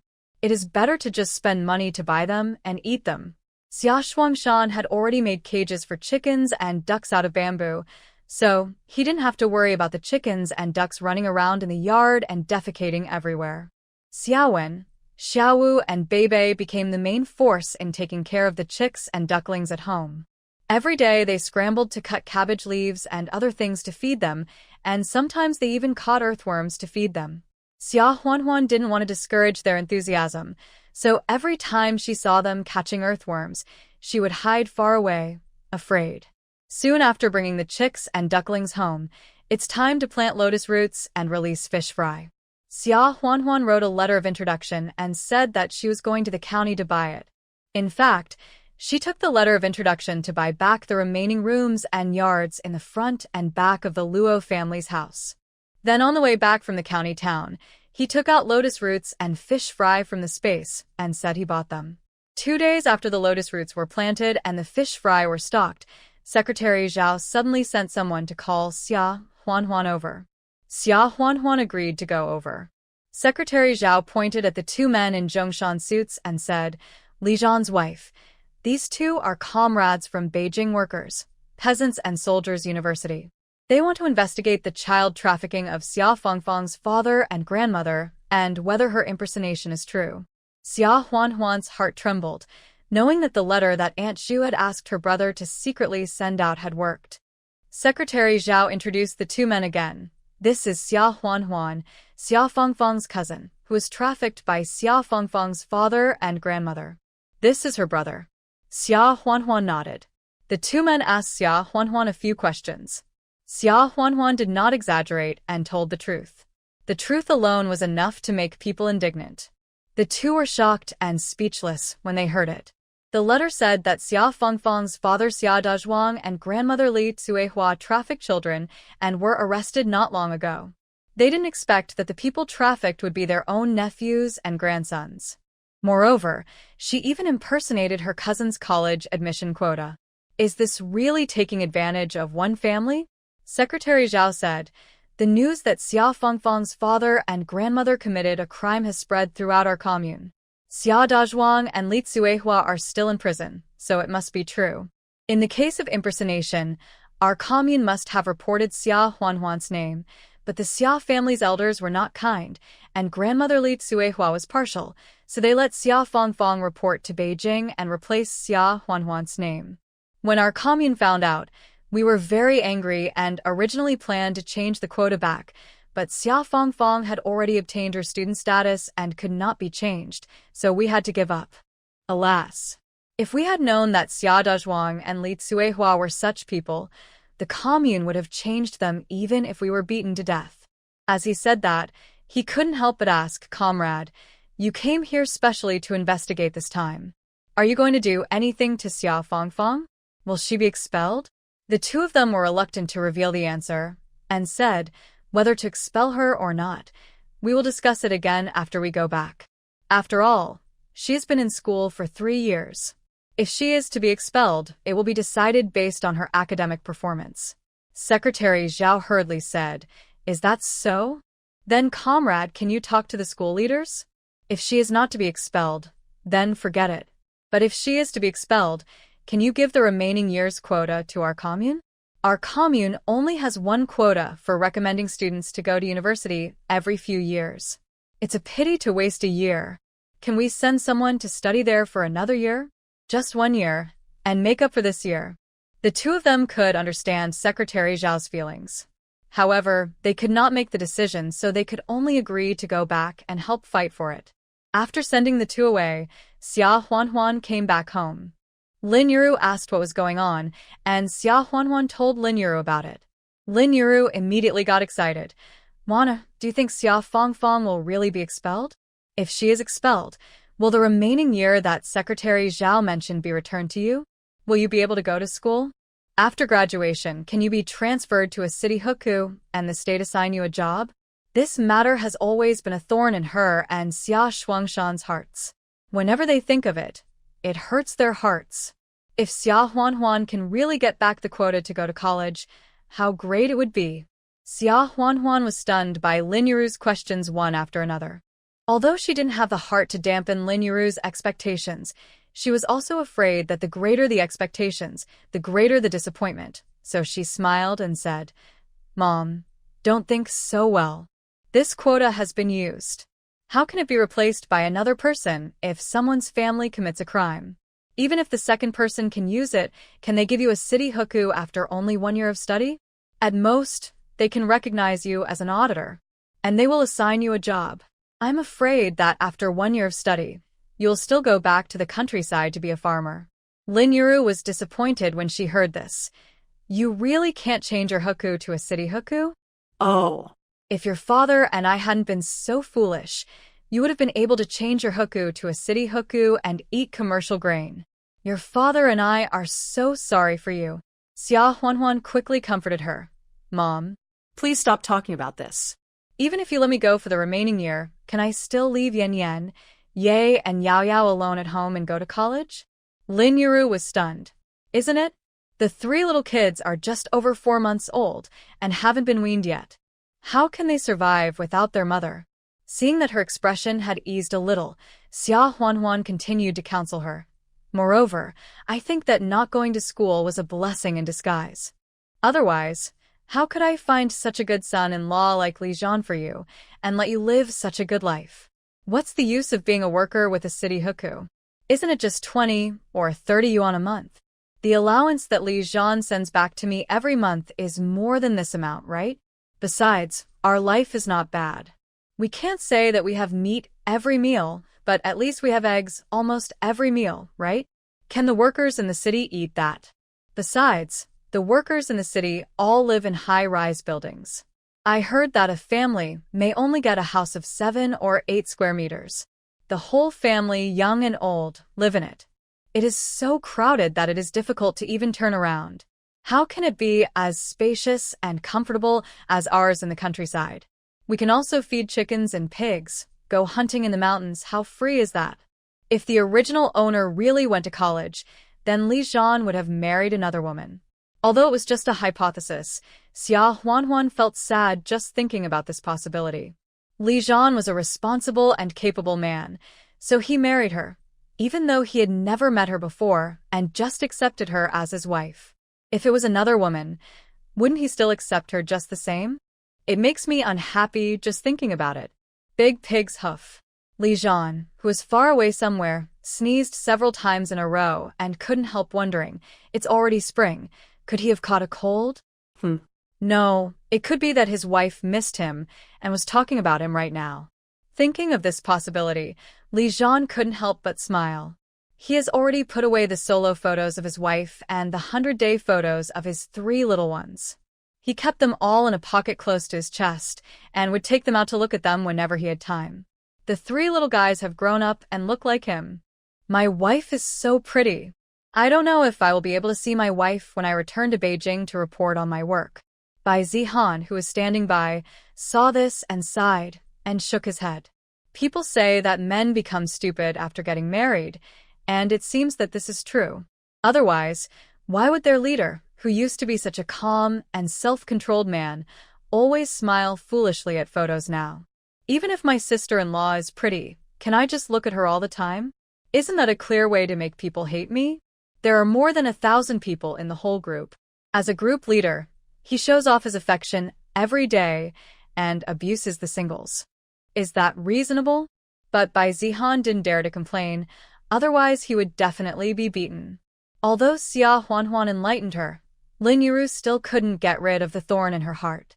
No matter how spacious the rural houses are, facing the Lus and back to the sky, the farmers can't compare to the workers in the factory who are not exposed to the sun or the rain. She secretly swore in her heart that she would take good care of her grandchildren in the future to make up for her daughter. Putting this matter aside for the time being, Xia Huanhuan dug up Shepherd's purse, took out a piece of pork from the space, chopped it into meat stuffing, and made large shepherd's purse and meat dumplings. She called Xia Shuangshan over, and in the evening, she asked Shen Wanxue and Yang Qiushi to come secretly from the cowshed, and everyone ate dumplings around the table. In addition to dumplings, a large pot of steamed vegetables was also steamed. In April of the Gregorian calendar, elm money is out of season, but it is the season of acacia flowers. The milky white flowers like strings of silver tassels hang on the branches, sending fragrance from time to time, which is indescribably bright and clean. Acacia flowers are picked from the tree. The sickle is tied to the top of the long bamboo pole with a rope, and then stretched to the high branches and leaves, and hooked down together with the branches. Xiaowen, Xiaowu, and Beibei waited under the tree with a dustpan. After Xia Huanhuan hooked the branches down, the 3 of them hurriedly pulled down the elm money or acacia flowers. In a short while, they picked a large dustpan. The leaves were not wasted. 3 in a group were braided into long braids. Sometimes some wild flowers were picked to decorate them. It was the favorite dress of the girls in the village. Beibei and Huanhuan Yingying looked at the leaves eagerly, collected them and braided them for fun. Xia Huanhuan and Lin Yiru were busy steaming dishes. Wash the acacia flowers with water, then take them out and drain them slightly, but the surface still needs to be wet so that the flour can be caught. Then sprinkle the flour evenly on the acacia flowers. No more water is needed to keep the flour dry, but make sure that the flowers are covered with as much flour as possible. Then put them on the grate and steam them directly. During the steaming period, prepare garlic juice. The soul of steamed dishes lies in the garlic juice for dipping. It is also simple. Peel the 2 ends of garlic, crush the garlic with a garlic mortar, add an appropriate amount of salt and continue to pound, then dig out and put it in a bowl, add water and stir, and finally drip sesame oil, and the garlic juice is ready. The crushed garlic juice tastes stronger than the garlic juice made by chopping with a knife. While the steamed dishes are hot, pick them up and dip them in the garlic juice before eating. The steamed noodles are mixed with the sweetness of elm money and acacia flowers and paired with the spicy and salty garlic juice. It can be said to be a unique delicacy in spring. In addition to elm seeds and acacia flowers, young sweet potato leaves are also good ingredients for steaming dishes. They can also be fried directly, but we didn't do that this time. Shen Wanxue and Yang Qiushi both grew up in the city. This is their first time eating steamed dishes, and they are both very novel. Delicious. I didn't expect that the flowers on the acacia tree can be so delicious when made into food. Shen Wanxue exclaimed with a smile. She grew up in a wealthy family, and the acacia trees on the roadside in spring were all for viewing. Although I have seen villagers picking and eating them in the cowshed in recent years, I dare not really learn from the villagers to pick them with a sickle. Yang Qiushi also laughed and said, I've read in medical books before that acacia flowers can cool blood and stop bleeding, clear the liver and reduce fire, and have anti-inflammatory effects. They can also be used as medicine and food, and can be mixed with flour and steamed. I finally got to eat it today. It tastes good. Xia Huanhuan laughed and said, steamed dishes are only for their freshness and seasonality. How can they be as delicious as dumplings? Auntie, chef, don't just focus on the steamed dishes. There's still a lot of shepherd's purse and meat dumplings left. After eating, Shen Wanxue walked to the crib, picked up the youngest Yao Yao, and played with it. This little kid didn't accept life, so he opened his little hands and let Shen Wanxue pick him up. Yao Yao was relatively quiet, and he didn't make any noise after being picked up. He put his chubby face on Shen Wanxue's shoulder like a caring little cotton-padded jacket and yawned. Shen Wanxue looked at the pink and jade carved doll in her arms and couldn't help but her eyes turned red. For more than 20 years, she had dreamed about holding her child like this almost every night. How happy she laughed in the dream would be how sad she would be when she woke up.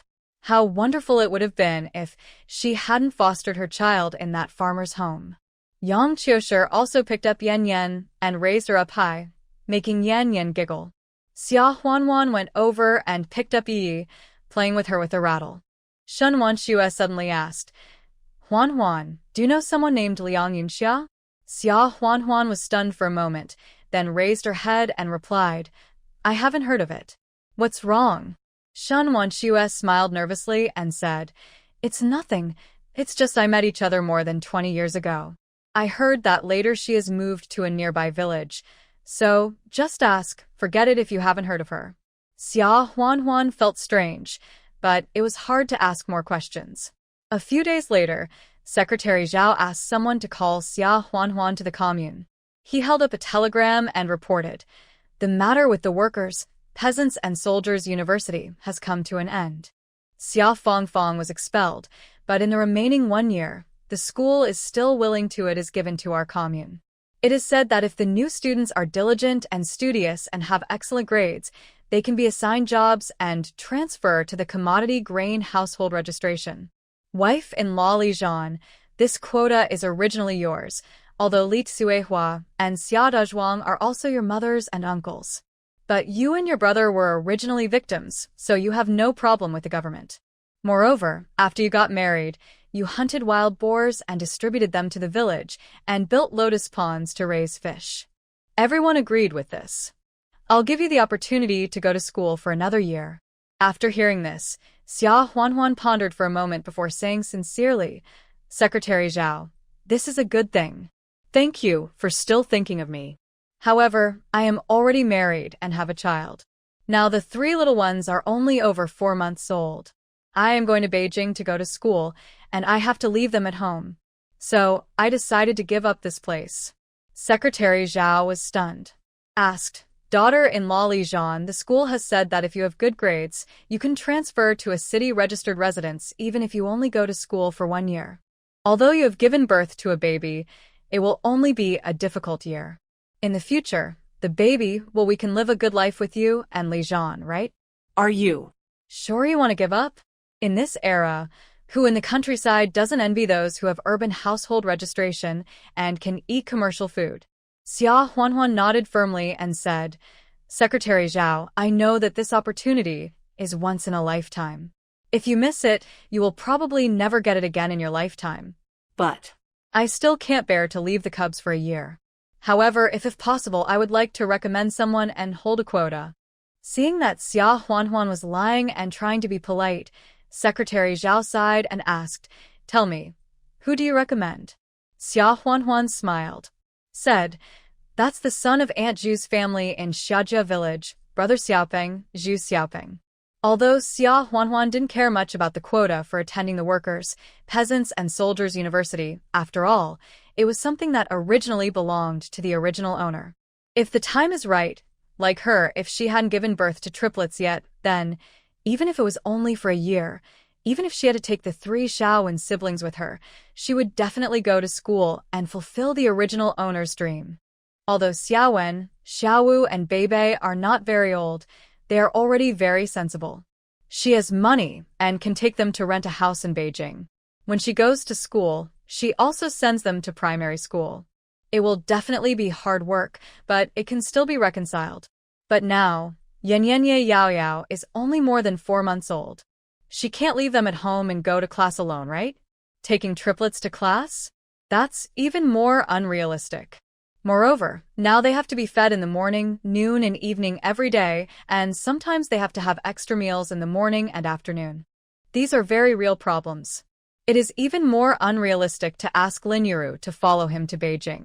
In this era, the flow of personnel is strictly controlled. You said that when you went to college, you took your mother-in-law to take care of you and your children?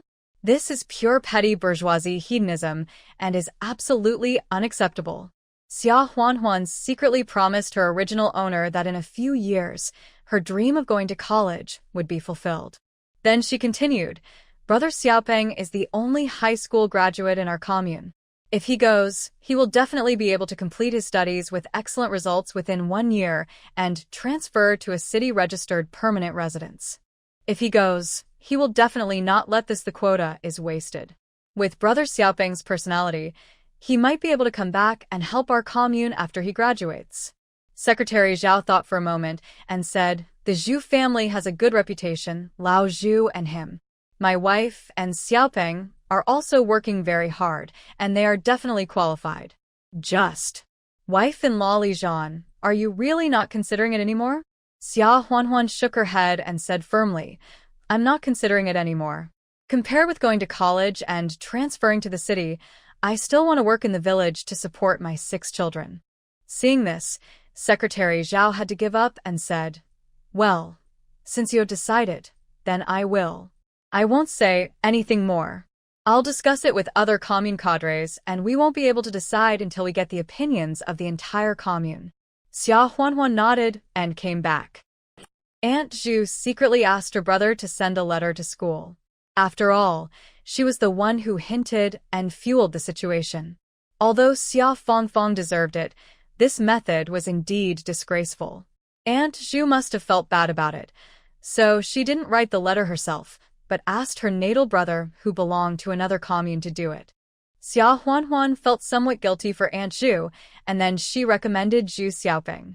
As for whether Zhu Xiaopeng can be elected in the end, it can only depend on how popular the Zhu family is in the commune and whether people are willing to vote for Zhu Xiaopeng.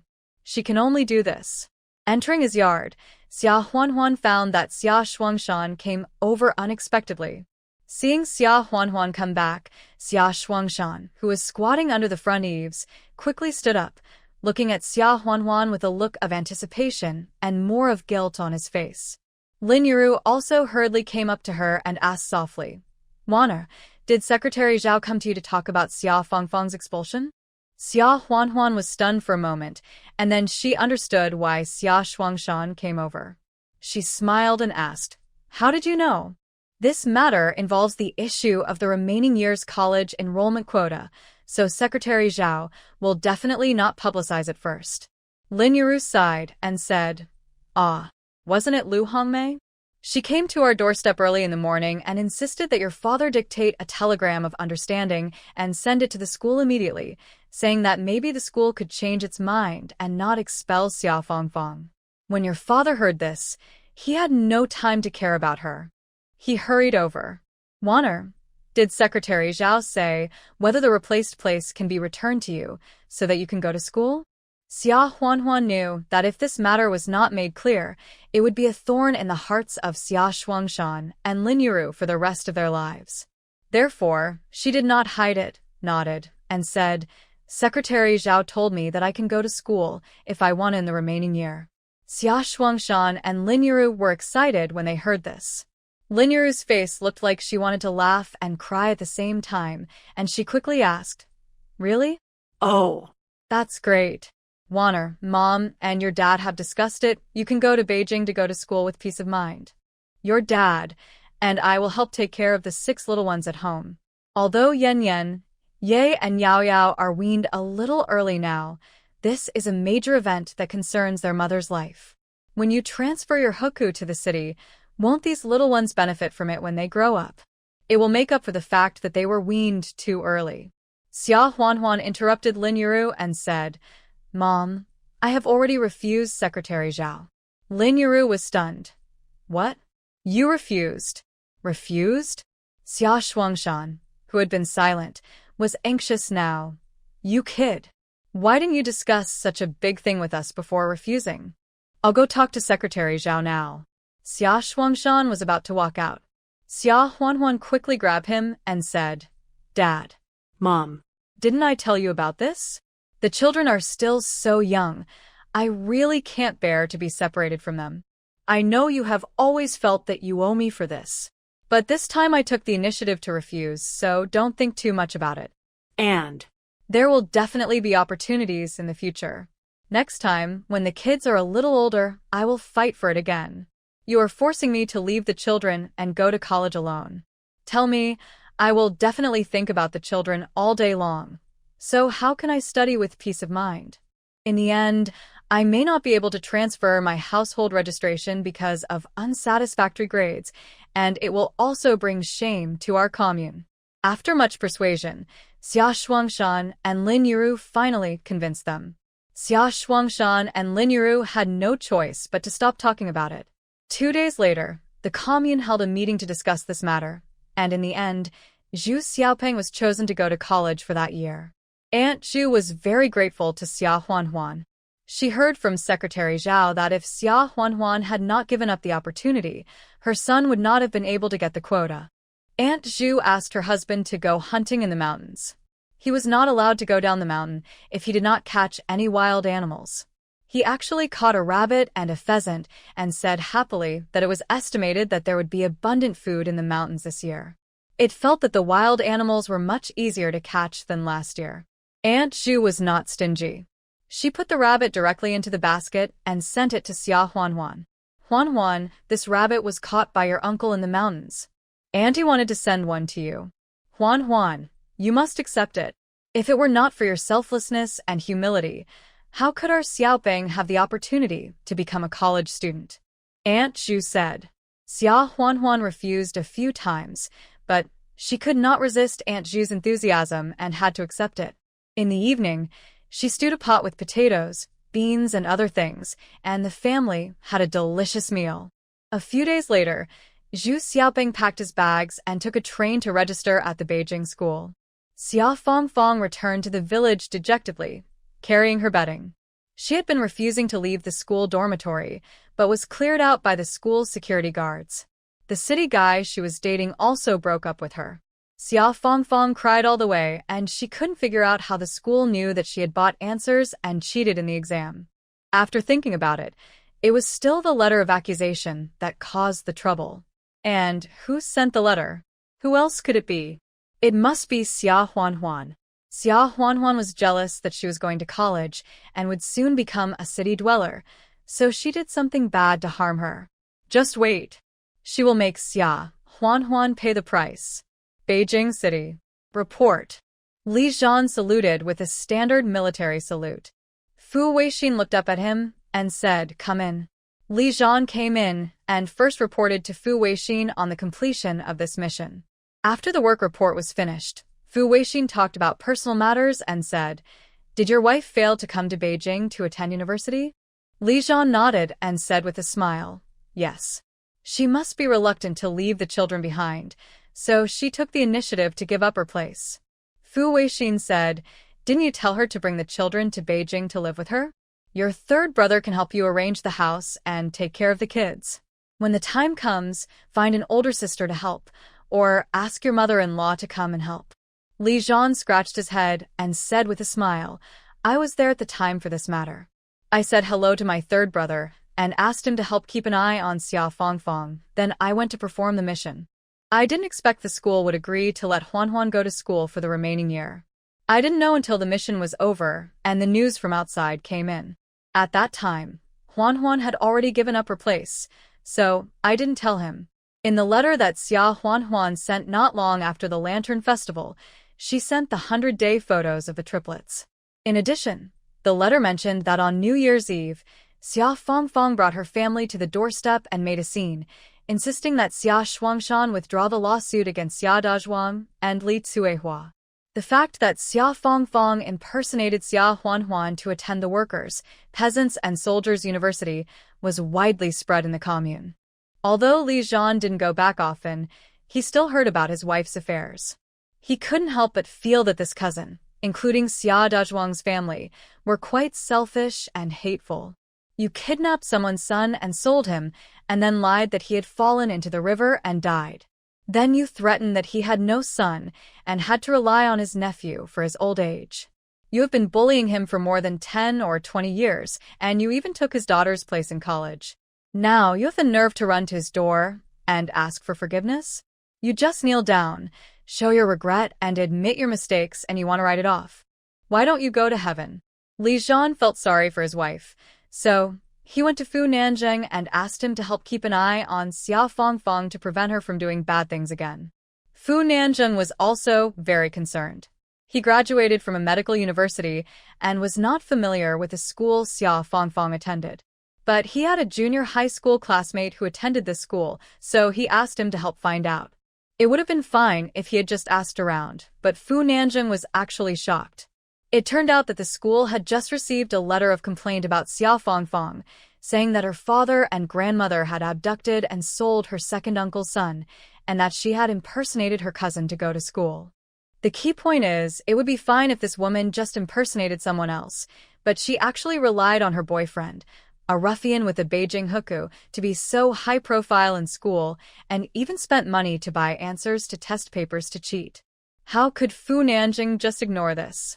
He immediately asked his classmates, who were police officers, for help.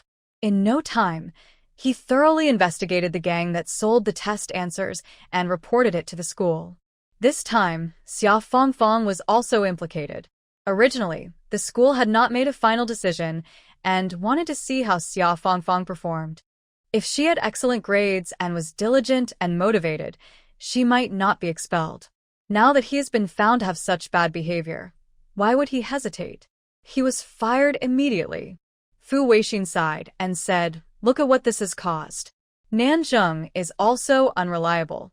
If he had thought more carefully, or let me and the old man know earlier, and sent a telegram to your wife to tell her first, she wouldn't have missed it. You two bad boys didn't say a word.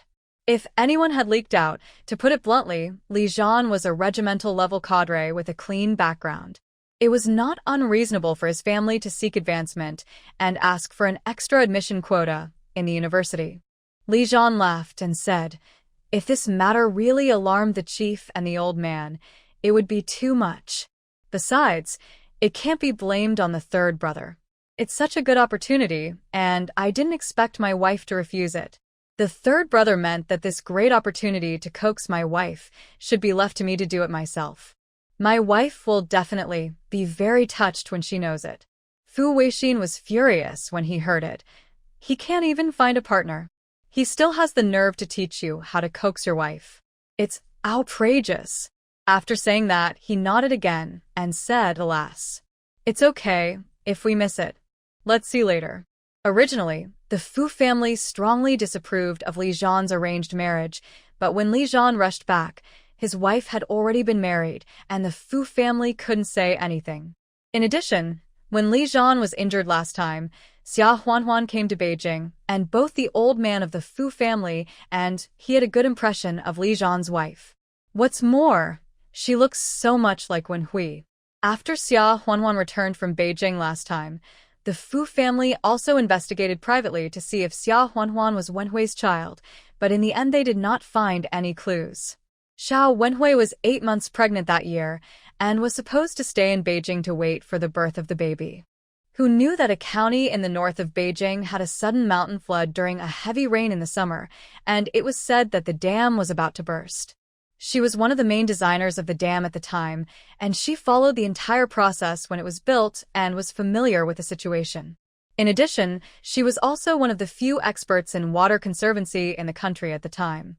This matter was related to the safety of life and property of hundreds of households in more than a dozen villages along the river downstream of the dam. When the organization needed it, Xiao Wenhui went there without hesitation with a big belly to check how to discharge the flood and how to divert the flood. The dam was finally saved. But because of overwork, the child was born prematurely. There was no hospital in the countryside, and Xiao Wenhui had a stomachache and went into labor prematurely while she was working, so there was no time to send the baby to the county hospital. The baby was born in a temporary shed built by villagers in the disaster-stricken village. Fortunately, it was a natural birth, and both mother and daughter were safe. The baby was a little small, but her health was fine. At that time, the dam had been guaranteed to be fine, but the flood discharge and the reinforcement of the dam and the embankments on both sides had not been completed. Xiao Wenhui was worried, so she rejected her colleague's suggestion to send her to the county hospital and only sent a telegram to Beijing, asking her family to come and take the baby home. She still insisted on fighting on the front line. Because of working day and night, Xiao Wenhui's nutrition was not enough, and her milk was not enough. A woman in the village who had just given birth had enough milk and helped to feed the baby. But something went wrong during the feeding. The village was destroyed by the flood. Everyone lived in a makeshift shed. In addition, many people who had fled from the upstream disaster also lived together. It was a mixed crowd. The woman who was helping to feed the baby felt sleepy. While feeding the baby, she fell asleep and put the baby on the bed. Who knows who sneaked into the shed and took the baby away? When the woman woke up and found that the child was gone, she was so scared that she cried and her legs went weak. She quickly told her husband. Her husband was also afraid and did not notify Xiao Wenhui immediately. Instead, he searched in the village first. At night, Xiao Wenhui came back from work and wanted to take the child back. She couldn't hide it anymore, so she told the truth. When Xiao Wenhui heard it, her mind went blank for a moment, her legs went weak, and she fell to the ground with a thump. Someone pinched her rinzhong and saved her. The village cadres and the people who came to rescue the child immediately began to search for the child all night and the next day.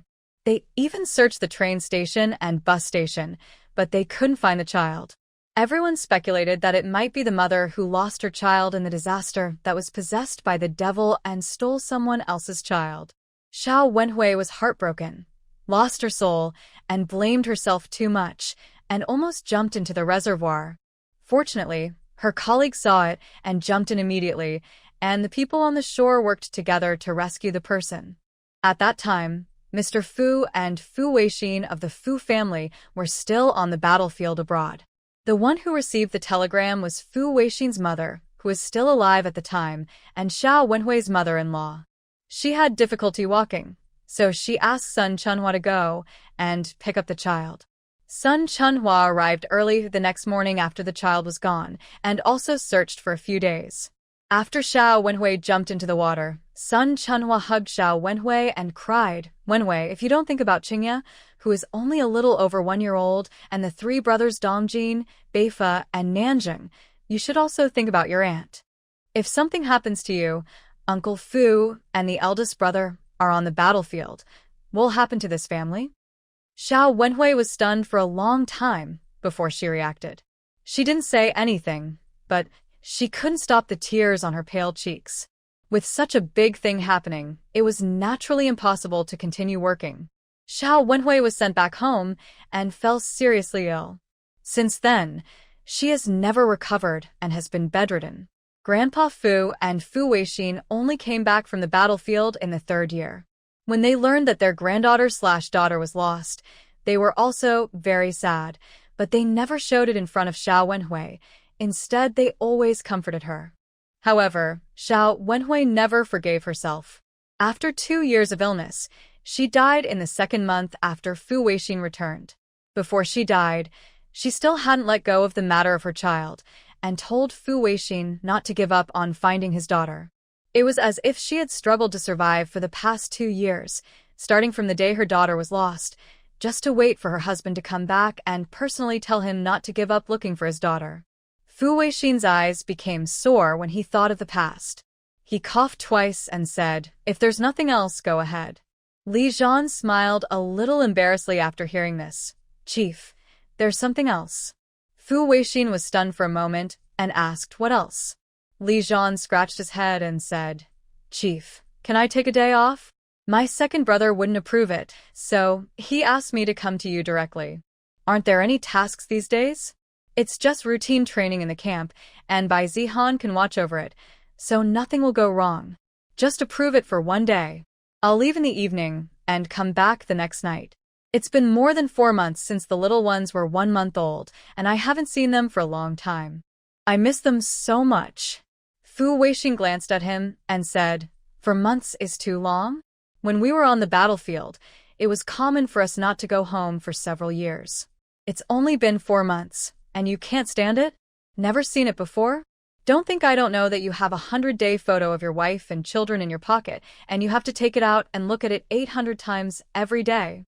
If I had rushed back immediately after I learned that the child was lost and accompanied when Hui might not have blamed herself so much that she was terminally ill, and she would not have passed away so early. Li Zhan smiled and said, "The leader knows about this? I will pay attention to it in the future."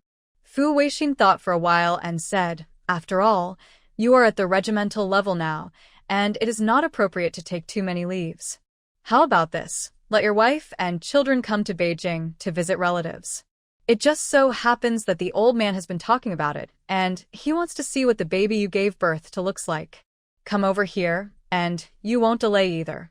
Fu Weixin has asked people to check the place where the child was lost many times. Over the years, many human traffickers have been arrested, but after interrogation, there is no match, and there is still no clue. They also secretly asked around in Mo County and Xiajia village, where Xia Huanhuan lived, but they all said that Xia Huanhuan was Lin Yuru's biological daughter. She also gave birth to twins, but one of them died, leaving only this girl. Fu Weixin and Old Man Fu didn't say anything, but they were somewhat disappointed. But since Xia Huanhuan looked like Wen Hui, maybe it was some kind of fate, and she was married to Li Zhan, so it was understandable that they would get closer in the future. Li Zhan was stunned, but this was a solution. then "I'll send a telegram to ask her." Even if he had to take a few kids on a train for several hours, it would still be hard for his wife. If his wife didn't want to come, he would have to bear it and ask for leave to go back to see them later. Li Zhan sent a telegram back that day. A few days later, Xia Huanhuan received the telegram. What else could she say? go. Such a rare opportunity. Of course I have to go. Originally, Xia Huanhuan had always wanted to find an opportunity to go to Beijing City. Her space had the function of teleportation, but except for the time with Li Zhan, she had to go to a place first before she could teleport there. Although she had been to Beijing City last time, she was mainly at Union Hospital and there was a jeep to pick her up and drop her off. She couldn't just teleport to the hospital. Of course, this was one reason. More importantly, she hadn't seen Li Zhan for several months, and she really missed him. As long as they could meet, the bumpy road was worth it. At that moment, she first sent a telegram to Li Zhan to tell him that she could go, and then went back to prepare the things she would take. Speaking of preparation, in fact, she would not be away for a few days. She prepared a set of clothes for herself, Xiaowen, Xiaowu, and Beibei, as well as diapers, small clothes, shoes, and the like for the triplets to use daily, as well as milk bottles, bibs, rattles, and the like, and packed a bulging package. The milk bottles had to be squeezed out in advance so that they could drink on the train, one for each of the 3 little ones. Otherwise, there would be so many people coming and going on the train, and she couldn't lift up her clothes to feed the baby. Seeing that Xia Huanhuan had packed Xiaowen and the other 3 siblings' spare clothes into her luggage, Lin Yuru smiled in surprise and said, "Oh, you're only going for a few days, and it's already very inconvenient to take the triplets with you. Besides, the fare is not cheap. Xiaowen, Xiaowu, and Beibei will leave their families, and I'll just take them with me." But Xia Huanhuan shook her head firmly and smiled. "We'll take the train back and forth. When we go, let Dad take me to the station. After we get to the station, Li Zhan will come to pick us up. The train will only take 5 or 6 hours, so it won't be a problem." Besides, Xiaowen, Xiaowu, and Beibei are all sensible, and they can help me take care of the three brothers on the way. Maybe it's easier than for me to take care of Yan Yan, Ye, and Yao Yao alone. The train ticket is only a few dollars. Xiaowen and the others are so young, and they're less than 1 meter tall. The tickets are sold at half price, so it won't cost much more. Xia Huanhuan had considered taking only the triplets to Beijing to see Li Zhan, but she rejected the idea as soon as she had it. If she really took only the triplets, Xiaowen, Xiaowu, and Beibei would definitely be sad. These three little guys have been orphaned since childhood and have suffered so much grievance, so they are sensitive. Since she has adopted them, she must treat them equally.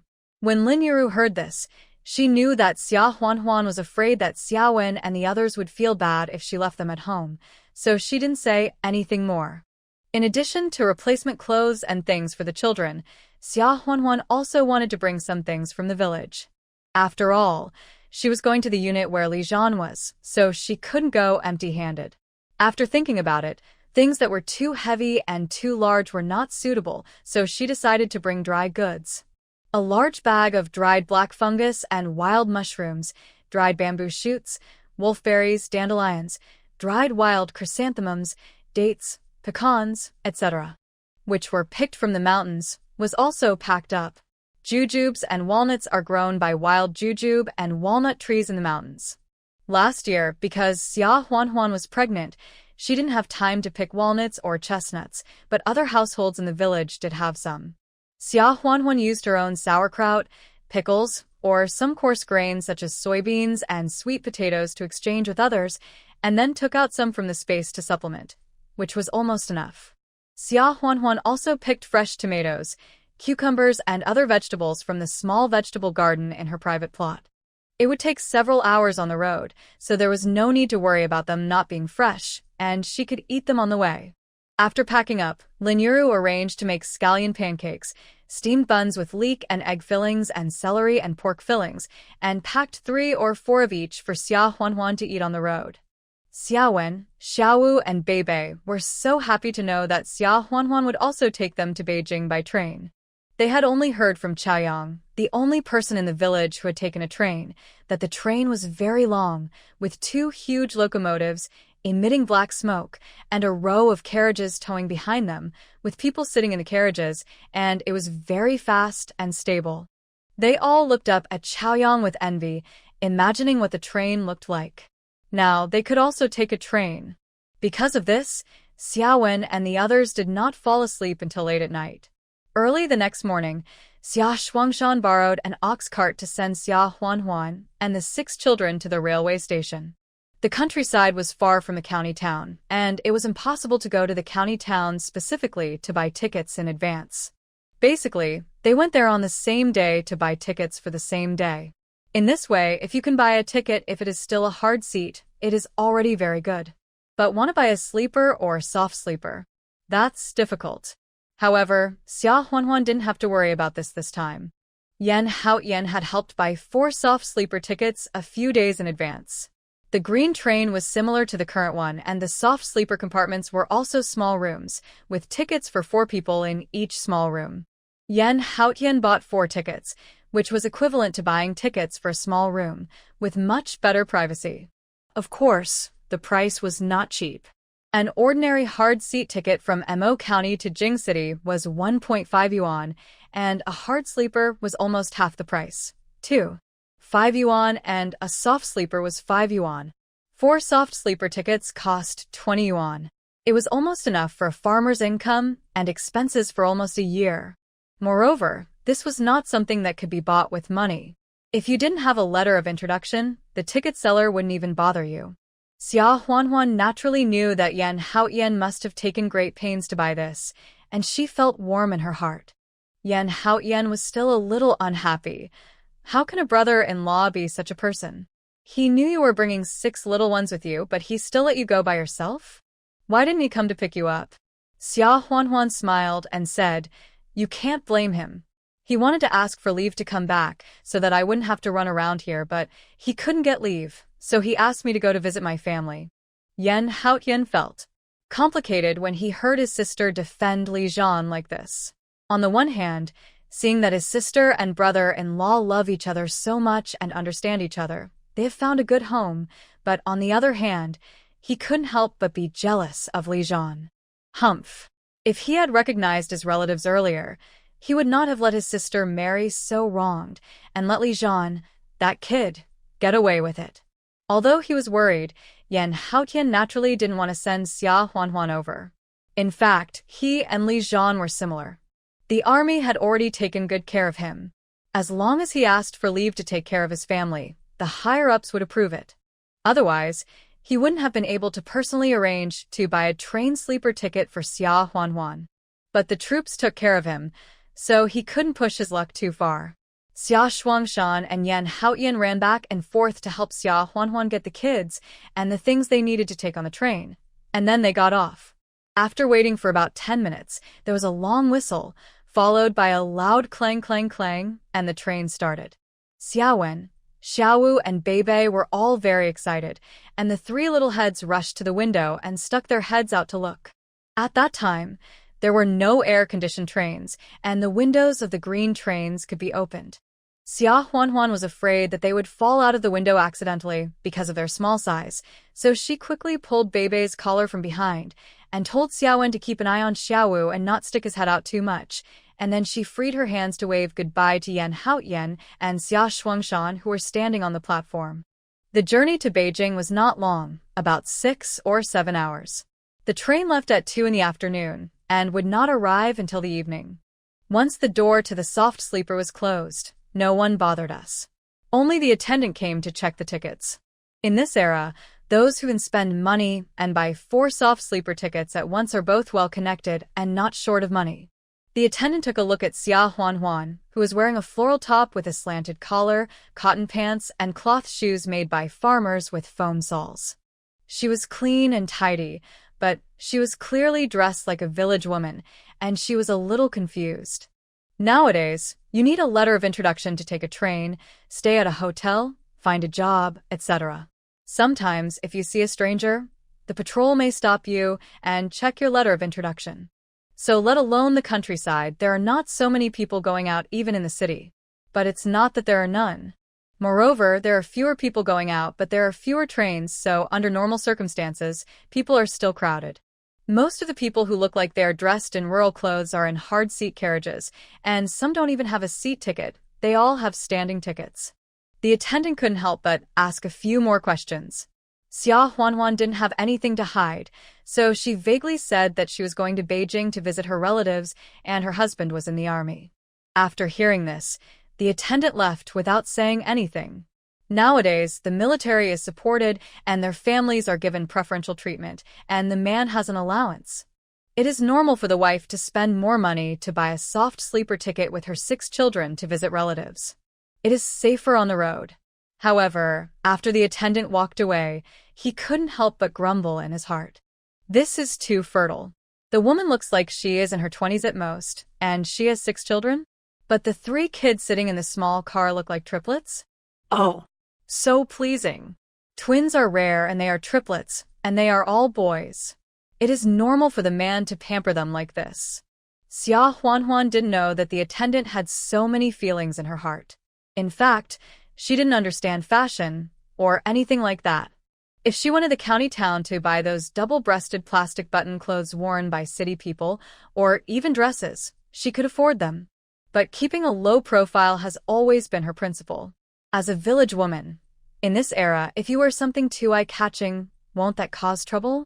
Besides, with her appearance and the village woman's clothes, she was already eye-catching enough. If she wanted to wear something better, she could wait until she was free in the future.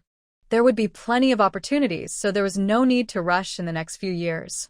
After checking the tickets, she locked the door of the soft sleeper compartment, fearing that something might go wrong. The excitement of Xiaowen, Xiaowu, and Beibei for riding the train was far from over.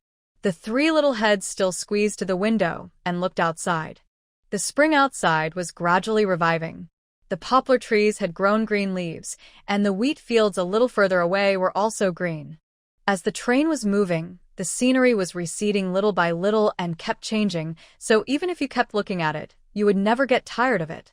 Even for Xia Huanhuan, who had taken countless high-speed trains and planes before the time travel, it was rare for her to be able to open the window and feel the warm spring breeze. Xia Huanhuan took out the meat buns and gave one to Xiaowen, Xiaowu, and Beibei, letting them eat while watching. Yan Yan, Ye, and Yao Yao are now 5 months old and have learned to sit, but they are not stable and will fall down with a little bump. Xia Huanhuan simply put them all down to prevent them from falling down or something. But this time the 3 little guys were not happy. 1 by 1, 2 by 3, they clenched their fists and tried to get up seriously. If they couldn't get up, they would cry. Xiaowen ran over to look at his brothers sensibly. Seeing this, Xiaowu and Beibei also came over to play with his brothers. Xia Huanhuan took them up 1 by 1, pointed to the scenery outside the window, and said with a smile, "You go play with your own things. Don't worry about your brothers." Xiaowen and the others listened and ran to the window to look out again. It was the first time for the little guys to see the scenery outside. They were so fresh that they opened their big and bright eyes 1 by 1, and their little mouths were clenched into 0, and they kept shouting "oh" and "oh." Xia Huanhuan couldn't help laughing in her heart. Even though they are so excited now, they will forget everything when they grow up, right? Seeing that it was a soft sleeper car and Xiaowen and the others were still young, Xia Huanhuan did not feed the triplets with cold milk from the bottle, but turned her back slightly to feed them. After so many hours, when they needed to go to the toilet, Xia Huanhuan took them there and also told Xiaowen, Xiaowu, and Beibei, who stayed in the car, to lock the door and wait for her to open it. Otherwise, even if the aunt in uniform came to knock on the door, they were not allowed to open it. In this era, human traffickers were not so rampant, and it would be a bit costly to steal children in a soft sleeper car. However, it is still better to be careful. If the children are really lost, it will be too late to regret it then. At 4 or 5 in the afternoon, Xia Huanhuan took out cucumbers and tomatoes for Xiaowen and the others to eat. After eating, the 3 siblings were a little tired of watching, so they fell asleep on the bed. After Xia Huanhuan confirmed that the door was locked, she also closed her eyes and slept for a while. At about 8 o'clock in the evening, the train swayed into the station. Xia Huanhuan got up and woke up Xiaowen and the others. She also took down a bag of dry goods, a bag of clothes and food, and fresh fruits such as cucumbers and tomatoes that were on the luggage rack. When getting off the train, the attendant came to help, and there were not many passengers in the soft sleeper car, so nothing went wrong.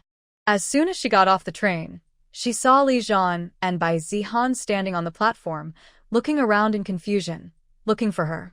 Both of them were over 1.8 meters tall and wearing military uniforms. They stood out among the gray Zhongshan suits. Xia Huanhuan wanted to call Li Zhan, but when the words came to her throat, she couldn't help but feel a little sour in her nose, so she didn't call out. Li Zhan turned his head and saw her, and quickly pulled Bai Zihan through the crowd. When she got closer, Xia Huanhuan sniffed and looked at Li Zhan a little embarrassed. Li Zhan couldn't help himself all of a sudden and didn't care about the people coming and going in the station, and immediately hugged Xia Huanhuan into his arms. Huanhuan. Xia Huanhuan was stunned. This. So many people are watching. Bai Zihan was also shocked, and when he saw so many people giving him indecent looks, he quickly explained with a smile, "They're a couple, a young couple." Hee. The 2 adults were being affectionate, so Bai Zihan had to touch his nose and greet Xiaowen and the others. Xiaowen, Xiao, Beibei, hello. Do you remember Uncle Bai? Last time, Uncle Bai brought you some bullet shells. Xiaowen and the others had grown taller than the last time Bai Zihan saw them. They were wearing small sweaters with coats on the outside, and they were clean and not sloppy at all. The 3 little guys still remembered it, so they called out politely, "Hello, Uncle Bai." Xiaowu asked excitedly, "Uncle Bai, Mom said we're going to the military camp to see Uncle Si, so can we watch you shooting?" Bai Zihan smiled and said, "Well, you have to ask your Uncle Si." Uncle Si didn't have time to care about them now. He had been holding his wife for a long time and didn't let go. Xia Huanhuan had to push him away, saying, "Let go quickly, so many people are watching." That's enough. How can this man be more open than her, a modern person? Li Zhan had to let go, and went to see Yan Yan, Ye, and Yao Yao again. Bai Zihan said hello to Xiaowen and the others, and went to see the triplets. At this time, he was reaching out to pick one up.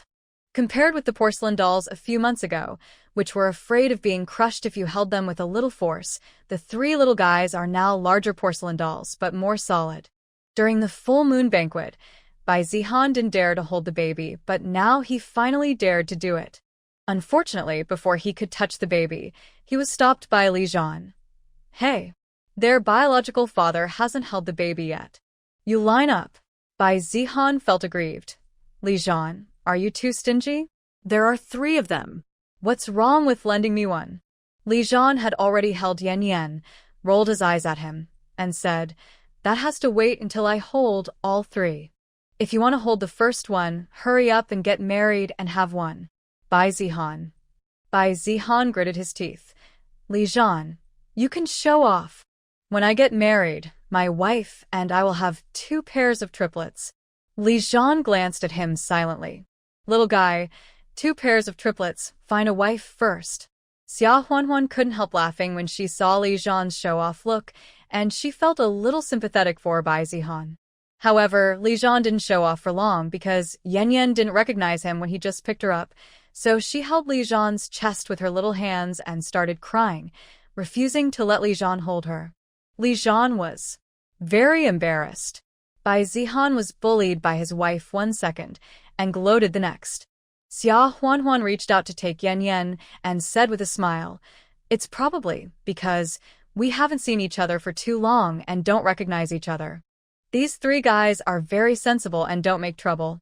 They will be fine after a few days of getting familiar with each other. Li Zhan was helpless and had to hold Yi Yi again, but he also cried and refused to be held. It was not until Yao Yao that he was a little better. The little guy is quite Buddhist. When he was born more than 20 minutes later than his 2 brothers. Now he is the one with the best temper among the 3 brothers. He lets anyone hold him and doesn't cry. Xia Huanhuan could not help but frown and said, why is this kid not crying? What if he is held by a human trafficker? How can he not cry or make a fuss? Li Zhan. Li Zhan gritted his teeth. Huanhuan, I am their father. It was already quite embarrassing for him to see the 2 of them crying like that. It was so hard for one of them not to cry, but he was ruined by his wife. Xia Huanhuan laughed and said, oh, sorry, I didn't think of that. Yao Yao was still quite considerate. When Bai Zihan held him, he cried twice, as a way to distinguish his father from other strangers. But it was only 2 times, and then he carefully studied Bai Zihan's buttons and poked them with his little fleshy hands. After a while of making a fuss, Xia Huanhuan put the triplets back in the stroller and pushed it away.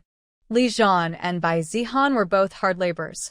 Not only did they carry a bag of things each, but they also had to free up their hands to pull Xiaowen and the others to prevent them from getting lost. Bai Zihan couldn't help laughing. Sister-in-law, we are in Jingshi, and the army still has food. Look, you brought so much. Xia Huanhuan smiled and said, I know you will not lack it. These are all grown by ourselves or picked and dried in the mountains. They are not worth much, but just a little thought. It would be ugly if you come empty-handed. Li Zhan kicked him and said, if you don't speak, no one will think you are dumb. What my wife brought here, how can it be the same? I think you don't want to eat it? Bai Zihan immediately said in a flattering way, of course you have to eat it. What my sister-in-law planted and picked herself must be better than the canteen. After talking, the few of them left the station. Li Zhan borrowed the army's jeep to pick them up. 3 people, 6 kids, and so many things, a big car, and it was packed full, driving towards the army's guest house. Originally, Fu Weixin suggested that there was a vacant room in the Fu family so they could stay at the Fu family, but Li Zhan refused. Now that Fu Qingye has returned to the city, if he lives in the Fu family, they will inevitably meet. He doesn't want his wife to come to visit and get angry. Fu Weixin is a grown man, and he doesn't have so many twists and turns in his mind. He always thought that Fu Qingye treated Li Zhan as a brother and got close to him. As for taking the initiative to go to the countryside, it was also a sign of progress. Going to Li Zhan's hometown was just because it was not far from Beijing, and Li Zhan's family could take care of it a little bit, so he didn't doubt Fu Qingye's thoughts. It was just that he went there for a year and came back in disgrace, which made Fu Weixin a little angry. Seeing Li Zhan's refusal, Fu Weixin didn't insist. After all, Li Zhan's wife had only seen them once last time, so she would probably feel awkward if she was asked to go back home to live directly. Li Zhan specially booked 2 rooms in the guest house, both of which were equipped with independent toilets. However, there was no need to think about showering, as large bathhouses were still popular in the north at that time. The guest house was not far from the military camp, but he did not plan to go back to the army at night. Bai Zihan was also left behind as a temporary babysitter, sleeping in the next room with Xiaowen, Xiaowu, and Beibei. The triplets were in their room, but they were only a few months old, so there was no need to worry about seeing them. After not seeing each other for a few months, a short separation is better than a new marriage. When Xia Huanhuan asked the guest house for hot water to wash up, Li Zhan had already touched her. Xia Huanhuan was angry and shy, but after all, it had been a few months, so she didn't want to. In addition, she was afraid that the sound insulation was not good and Bai Zihan next door would hear the noise, so she reluctantly agreed. Calculating the time, she was also in the safe period, but Xia Huanhuan still did not dare to be careless. The triplets are only 4 months old now, and they haven't been weaned yet. She doesn't plan to wean them so soon, at least until they are 10 months or 1 year old. If she gets pregnant again by accident, the fetus needs nutrition and the milk will stop.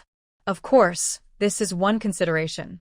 Another thing is that although Lin Yuru is helping, these 3 little guys are already difficult enough to take care of.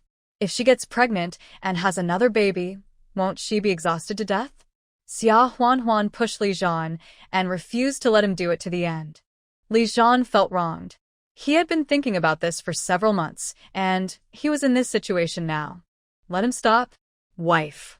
Xia Huanhuan couldn't bear it, but she was really afraid of getting pregnant again, so she kissed Li Zhan and said, "What if you get pregnant again? Wait until tomorrow night. I'll double it." She went to the space to look around to see if she had bought that at that time. When the time comes, she can tear off the package and say that the children are playing with balloons. Li Zhan didn't think so. Tomorrow night? There's still tomorrow night. Suddenly, he remembered something, jumped up, and searched his pockets. Then he took out several paper bags and opened them. Xia Huanhuan was dumbfounded, pointing at the thing, and unable to speak. This. In this era, there are really people who produce this. Li Zhan laughed and said, "I forgot, Brother Fu San gave it to me, saying that it was produced by the Guangxi Latex Factory. He is a doctor, and it is easy to get it. It is not easy to get pregnant with this." Xia Huanhuan. Brother Fu San, do you think he is helping? Or is he making things worse? What else can Xia Huanhuan say? She can only let her man torture her to death. The next day, Xia Huanhuan was too lazy to get up. In one night, she used that thing 3 or 4 times. Is it going to let people live? Li Zhan was refreshed. He got up early in the morning to supervise the morning exercises in the army.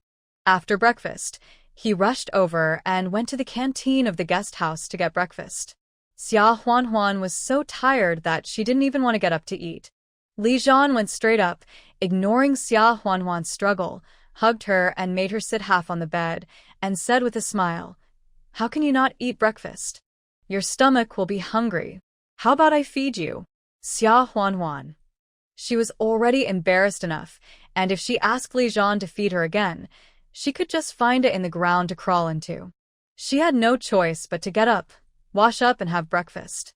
Breakfast was just homely, with salty tofu pudding, fried dough sticks and fried dough rings, a dish of shredded pickles, a dish of tofu with scallions, a dish of rose fermented tofu, a plate of braised beef, and 5 or 6 boiled eggs.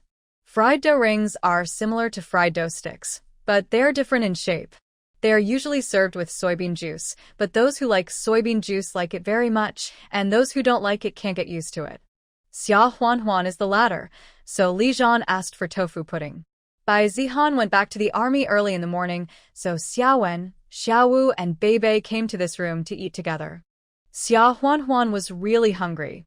After lying in bed for a while, She became energetic and started to eat the fried dough rings with tofu pudding.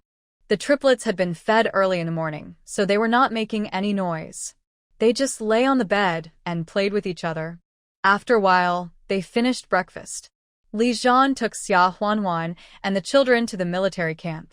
It was a rare opportunity to come to visit relatives, and the guys under his command were clamoring to meet his sister-in-law and several nephews. Last time I saw my sister-in-law on the grassland, she was so beautiful, and they all wanted to see her again to feast their eyes. So Xia Huanhuan and the guys were surrounded as soon as they entered the military camp.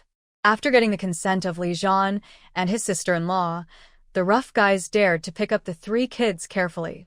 How handsome these 3 boys are. My sister-in-law is pretty, and the babies she gave birth to are also pretty. Oh. My wife will not only give me 3 children in the future, but I will be satisfied if she gives me a big fat son like this. Stop it. You don't even have a partner yet, and you're already thinking about a fat son? And what about a wife? You're not ashamed. Someone joked with a smile. Isn't the future wife enough? Don't laugh at me. You probably think more than I do. Oh. But these 3 little guys are really pleasing. If you put them together and turn them around, you can't recognize who is the eldest, the second, and the third. Yes, they are like porcelain dolls. The 3 little guys cried a few times at the beginning because they were shy, but they became naughty after a while. They grabbed their uncles who were holding them with their little fleshy hands, scratched their hair and scratched the stars on their hats, and couldn't help giggling from time to time. Xiaowen, Xiaowu, and Beibei were all picked up by the uncles. Some of them even let them ride on their necks, while asking them what their names were, whether they went to school, etc. Beibei, in particular, had 2 pigtails and wore a red floral jacket. She was so cute that she melted the hearts of these men who had been defending their country in difficult and dangerous environments for many years. Xiaowen and the others were also very excited. The 2 boys wanted to watch the shooting and had asked Li Jian about it when they had dinner in the morning. Li Jian agreed, but asked them to promise not to run around while watching. After a while of fussing, Li Jian chased them to the morning training, and everyone left reluctantly.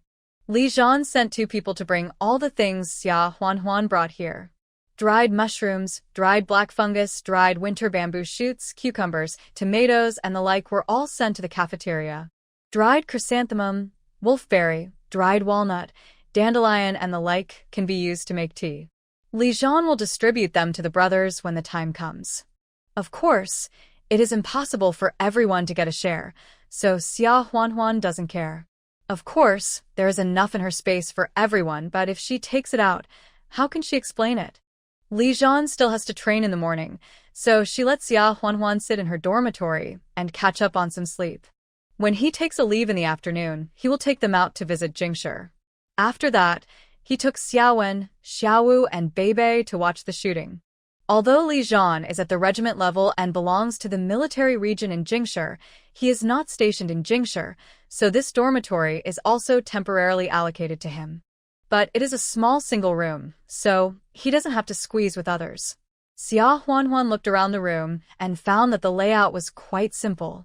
There was only a single camp bed, a table and a chair, and a clothes hanger against the wall with a few sets of Li Jian's clothes hanging on it.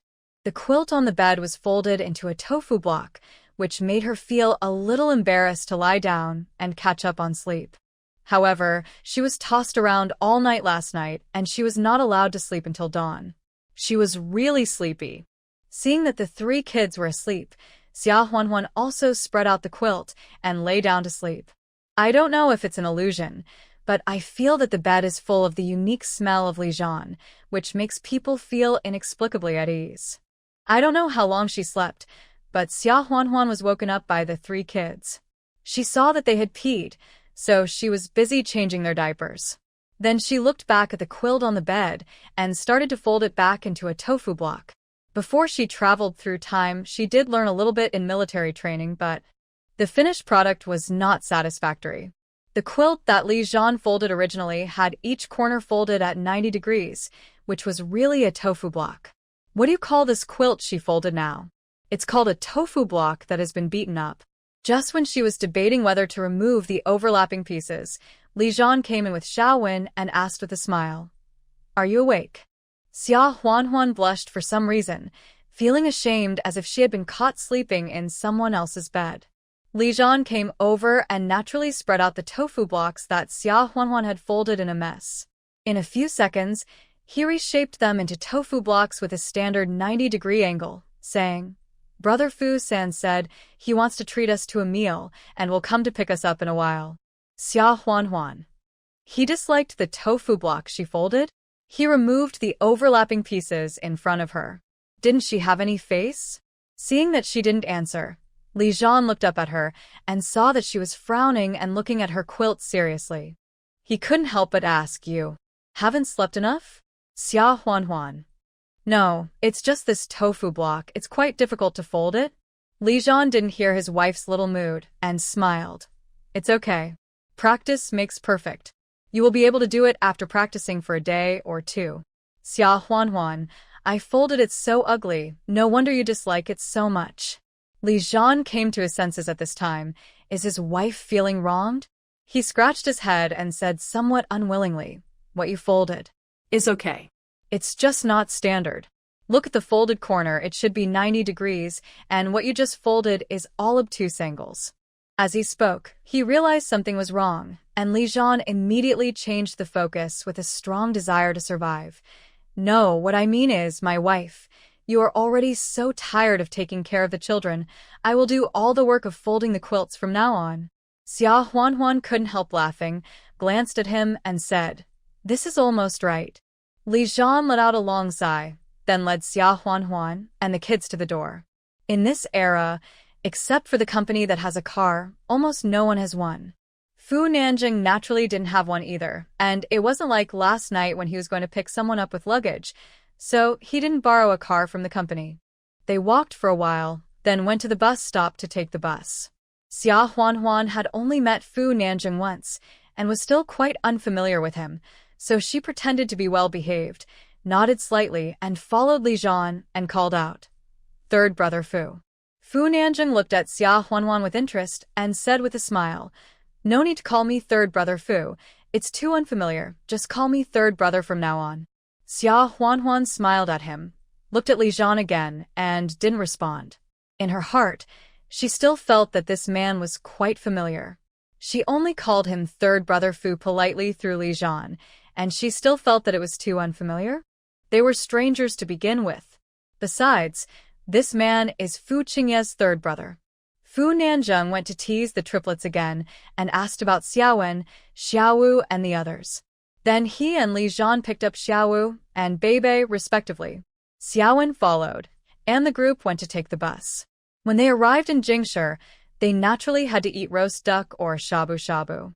Quanjud's roast duck and Donglishun's copper pot shabu-shabu were both open, and they finally chose Quanjude.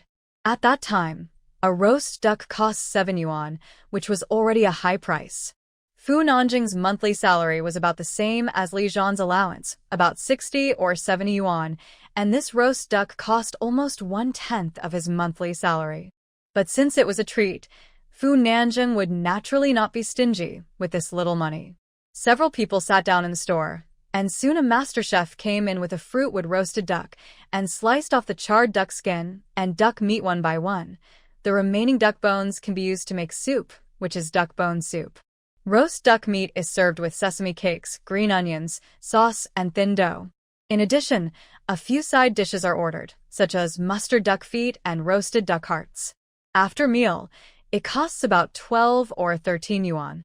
Xia Huanhuan has eaten roast duck before, and she is not shy. Of course, she did not show off deliberately. She still listened to Fu Nanjing's introduction and demonstration of how to eat roast duck very humbly, and then everyone picked up chopsticks to start eating. Xia Huanhuan skillfully picked up the duck meat and green onion shreds, dipped them in sauce, wrapped them with thin skin, and first wrapped a piece for Xiaowen, Xiaowu, and Beibei. Seeing this, Li Jian gave his own piece to Xiaowen and said with a smile, "You eat yours, and I will wrap them for Xiaowen and the other 3 little guys." Xia Huanhuan listened and did not insist, so she smiled and wrapped one for herself. It is fat but not greasy, and it is indeed a delicacy in the world. Since crossing here, although there are a lot of supplies in the space, most of the time, I still cook and eat more. Xia Huanhuan is still very satisfied with her cooking skills, but it has been a long time since she could eat delicious food without doing it herself. Fu Nanjing observed Xia Huanhuan while eating and felt that although she was dressed like a country woman, her words and deeds were generous and she knew when to advance and retreat. She really didn't look like a country girl. Apart from anything else, there are only a few people in the Quanjude store on Qianmen Street who can come in without being nervous or feel pain when seeing the menu, let alone country people. But Xia Huanhuan didn't look nervous or scared at all. Moreover, her action of rolling duck meat seemed to be more skillful than his. Well. Anyway, it seems that Li Zhan's arranged marriage has really found a treasure. Apart from anything else, this 3-children pregnancy is all sons, and they are raised so well, which makes people envious. Li Zhan saw Fu Nanjing staring at his wife, so he asked, "Third brother, I heard that you are about to have a date. The other party is also from your hospital, a Chinese medicine doctor?" Fu Nanjing laughed. "Where did you hear that? They haven't even started dating yet." Li Zhan didn't ask any deeper questions and just laughed. "The leader mentioned this last time. If you keep dragging it out, the leader will probably arrange a blind date for you." Fu Nanjing rolled his eyes at him and said, "Didn't we both get urged 2 years ago? You kid got married and started to ridicule me? Are you looking for a fight?" Then Fu Nanjing said, "By the way, the old man said that he would let you bring your wife and children to my house for dinner. Is it tomorrow or the day after tomorrow?" Xia Huanhuan was stunned when she heard this. Going to Fu's house for dinner? Why hasn't she heard Li Zhan mention this? "The day after tomorrow," Li Zhan said. Li Zhan said, looking at Xia Huanhuan. He hadn't had time to tell his wife about this. However, since Fu Nanjing had already mentioned it, there was no need for him to hide it. At most, he could wait until no one was around and coax his wife to stop being angry with him. Xia Huanhuan was really a little angry when she heard this. Why didn't Li Zhan make the decision without consulting her? But she was soon relieved. Although she didn't think of coming to Beijing to visit relatives, it was reasonable for her to visit the Fu family.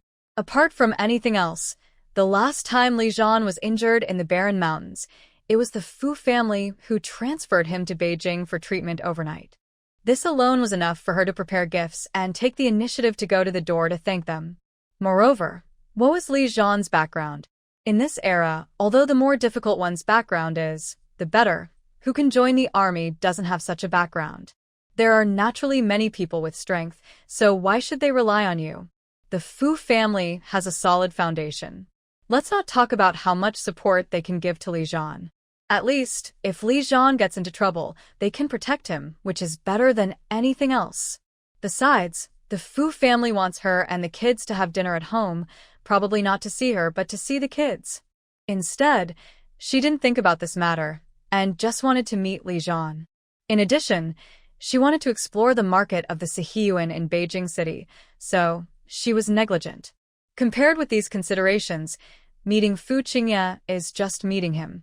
Anyway, she is not going to see Fu Qingye, so just ignore him.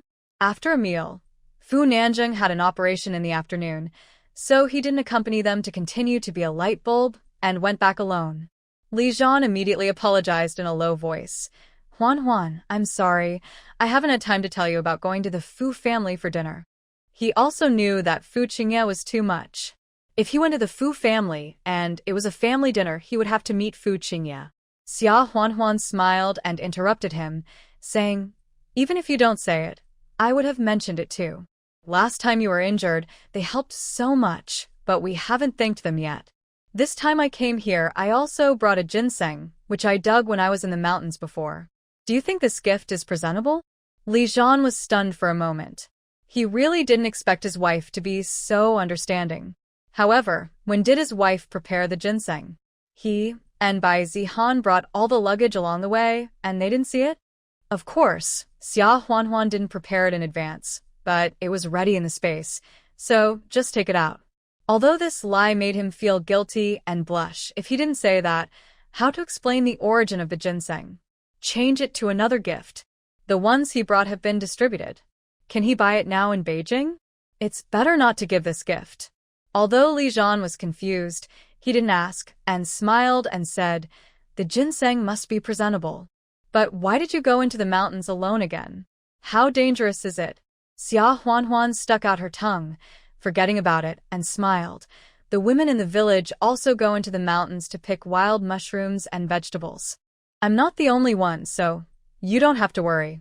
As they talked, they took the kids to the bus stop to wait for the bus to visit the summer palace. On the way, they passed a food store and saw a soda store, so they bought a bottle of Arctic Ocean soda for Xiaowen, Xiaowu, and Beibei. A bottle cost 1.5 yuan, but when Li Zhan came back, he took 4 bottles, spending a total of 60 yuan. The last bottle was given to Xia Huanhuan. Xia Huanhuan didn't refuse. She was a 10,000 yuan household. Soda, at 1.5 cents a bottle, is still affordable. After taking a few sips with a straw, it was surprisingly delicious, so she handed the bottle to Li Zhan's mouth, motioning him to have a few sips as well. Li Zhan smiled and took a few sips with the straw that Xia Huanhuan had used. Yan Yan, Ye, and Yao Yao saw what everyone was drinking, and they also wanted to drink. Xia Huanhuan gave them the bottle she brought and asked them to have a few sips. Children who are a few months old are easier to fool, and they think that what they are drinking is the same as their parents, brothers, and sisters, and they are so happy that they dance with joy. Soon the bus arrived, and the family took the bus to the gate of the summer palace. The ticket price for the summer palace is also very low, only 1.1 cents per ticket for adults. Children are half price, and as for babies a few months old, it is definitely free. Beibei didn't ask for a ticket either. Li Zhan, Xia Huanhuan, Xiaowen, and Xiaowu had 4 tickets in total, which was only 30 cents. It was too tiring to climb Wanshou Mountain, and a cruise ticket on Kunming Lake was 30 cents, which was not expensive. However, considering that it was not safe to bring so many children, they didn't take the cruise. Therefore, they just took a walk in the garden and looked at the scenery. Even so, Xiaowen, Xiaowu, and Beibei went crazy, laughing from ear to ear, chasing each other and running happily on the grass. For them, taking a train, eating roast duck, drinking soda, and buying tickets to visit the park were all just dreams. Something I could never dream of. It is spring now, the grass is green, and the birds are singing. Many Beijing citizens are flying kites with their children. Li Zhan asked Xia Huanhuan to wait with the children, and he went to the state-owned store in the park to buy a butterfly-shaped kite, and took Xiaowen, Xiaowu, and the others to play with it. When the kite was flying high, Li Zhan came back, looked at the triplets, and asked Xia Huanhuan to fly a kite as well. Xia Huanhuan was too lazy to lead at first, but in the end she couldn't resist, and went over to fly a kite for a while. Looking back, flying a kite is something I have only done when I was a child. I really flew it with my own hands, and watched the kite get higher and higher, and smaller and smaller. The kite string was thin and translucent. The kite in the sky could not be seen. It was like a kite floating alone in the sky. Anyway, it was quite interesting. An afternoon passed quickly. In the evening, the family went to eat the famous noodles with soybean paste in Beijing. Li Zhan still stayed in the guest house with Xia Huanhuan. Although he felt sorry for his wife who was exhausted after running all day, he was not as anxious and rough in his actions, but the number of times he asked was no less than last night. Xia Huanhuan didn't even have the strength to beg for mercy in the end. The next morning, Li Zhan had half a day off, so he took Xia Huanhuan to the square and the Forbidden City to have a look. In the afternoon, Li Zhan could not accompany them. Xia Huanhuan smiled and said, "You go and do your own thing. I just want to go visit someone. I have the address. I can buy a map to find out how to get there. At the very least, I still have a mouth to speak, right?" Li Zhan frowned slightly. "Who do you want to see?" How could his wife know someone in Jingshi? Xia Huanhuan did not hide it. She would know sooner or later, so she said, "Do you remember when I was pregnant for a few months? Didn't I rent a house in the county? I have met the owner of that house, Grandma Luo, a few times, so she rented the house to us at a low price. She had a miserable life. All 4 of her children died, and their remains were not found until more than a year or 2 ago. They were buried together in Jingshi. There was no one in her family, so the government took her in to take care of her in her old age. I was thinking of going to see her." Li Zhan nodded after hearing this and said, "In that case, we should go and see. However, it is not convenient for you to take the kids with you, so I will ask the army to help watch them for the afternoon. But I really can't get away, so I can't accompany you." Xia Huanhuan was very happy after hearing this. She was just worried that it would be difficult to move with the children, and now it was just right. She was so happy that Li Zhan was not with her, and she smiled and said, "I'm such a grown-up, and I have a letter of introduction with me. How can I lose it?" "You don't have to accompany her." Li Zhen. I always feel that his wife seems to be very happy when he is not with her. Xia Huanhuan specially asked for Grandma Luo's address before Grandma Luo went to Beijing. Grandma Luo had not intended to give it to her, but Xia Huanhuan said that if the Luo family wanted to get the front and back houses back, she would send her a telegram and let her know, and Grandma Luo gave it to her. Xia Huanhuan kept it in her space. Xia Huanhuan felt that she was taking too much advantage. For such a good courtyard, 6 main rooms and 2 side rooms, she only gave 500 yuan. Apart from anything else, when she later bought back the front and back courtyards of the Luo residence, she had to give 120 yuan for 2 side rooms or ear rooms, and those families wanted to bargain for it. Although asking for 500 yuan was also Grandma Luo's own will, Xia Huanhuan still wanted to compensate her, if there was a chance. However, the old lady who didn't even care about 500 yuan must not care about her compensation. "Anyway, since you're in Beijing, you might as well go and take a look." The old lady was lonely and pitiful. Grandma Luo lived in a nursing home for the families of martyrs, not far from the martyrs' cemetery. She went to the cemetery to sit early in the morning every day, sometimes talking to herself in front of the tombstones. She came back for lunch and dinner at noon, and went there again in the afternoon. She was a solitary person and didn't talk. She had lived in Beijing for more than a year, but she hadn't become cheerful. The leaders of the hospital had also asked someone to enlighten her, but it was of no use, so they could only let her be. She had indeed aged a lot, and her hair was almost completely white. That day, when Grandma Luo was about to go to the cemetery, she was stopped by the nursing staff of the hospital, who told her that it was her Mo County. The niece next door came to see her. Grandma Luo was still a little angry. No one from her natal family or her husband's family had died. She was the only widow left. Where would her niece come from? However, the caregiver had already brought Xia Huanhuan in. Grandma Luo did not recognize Xia Huanhuan.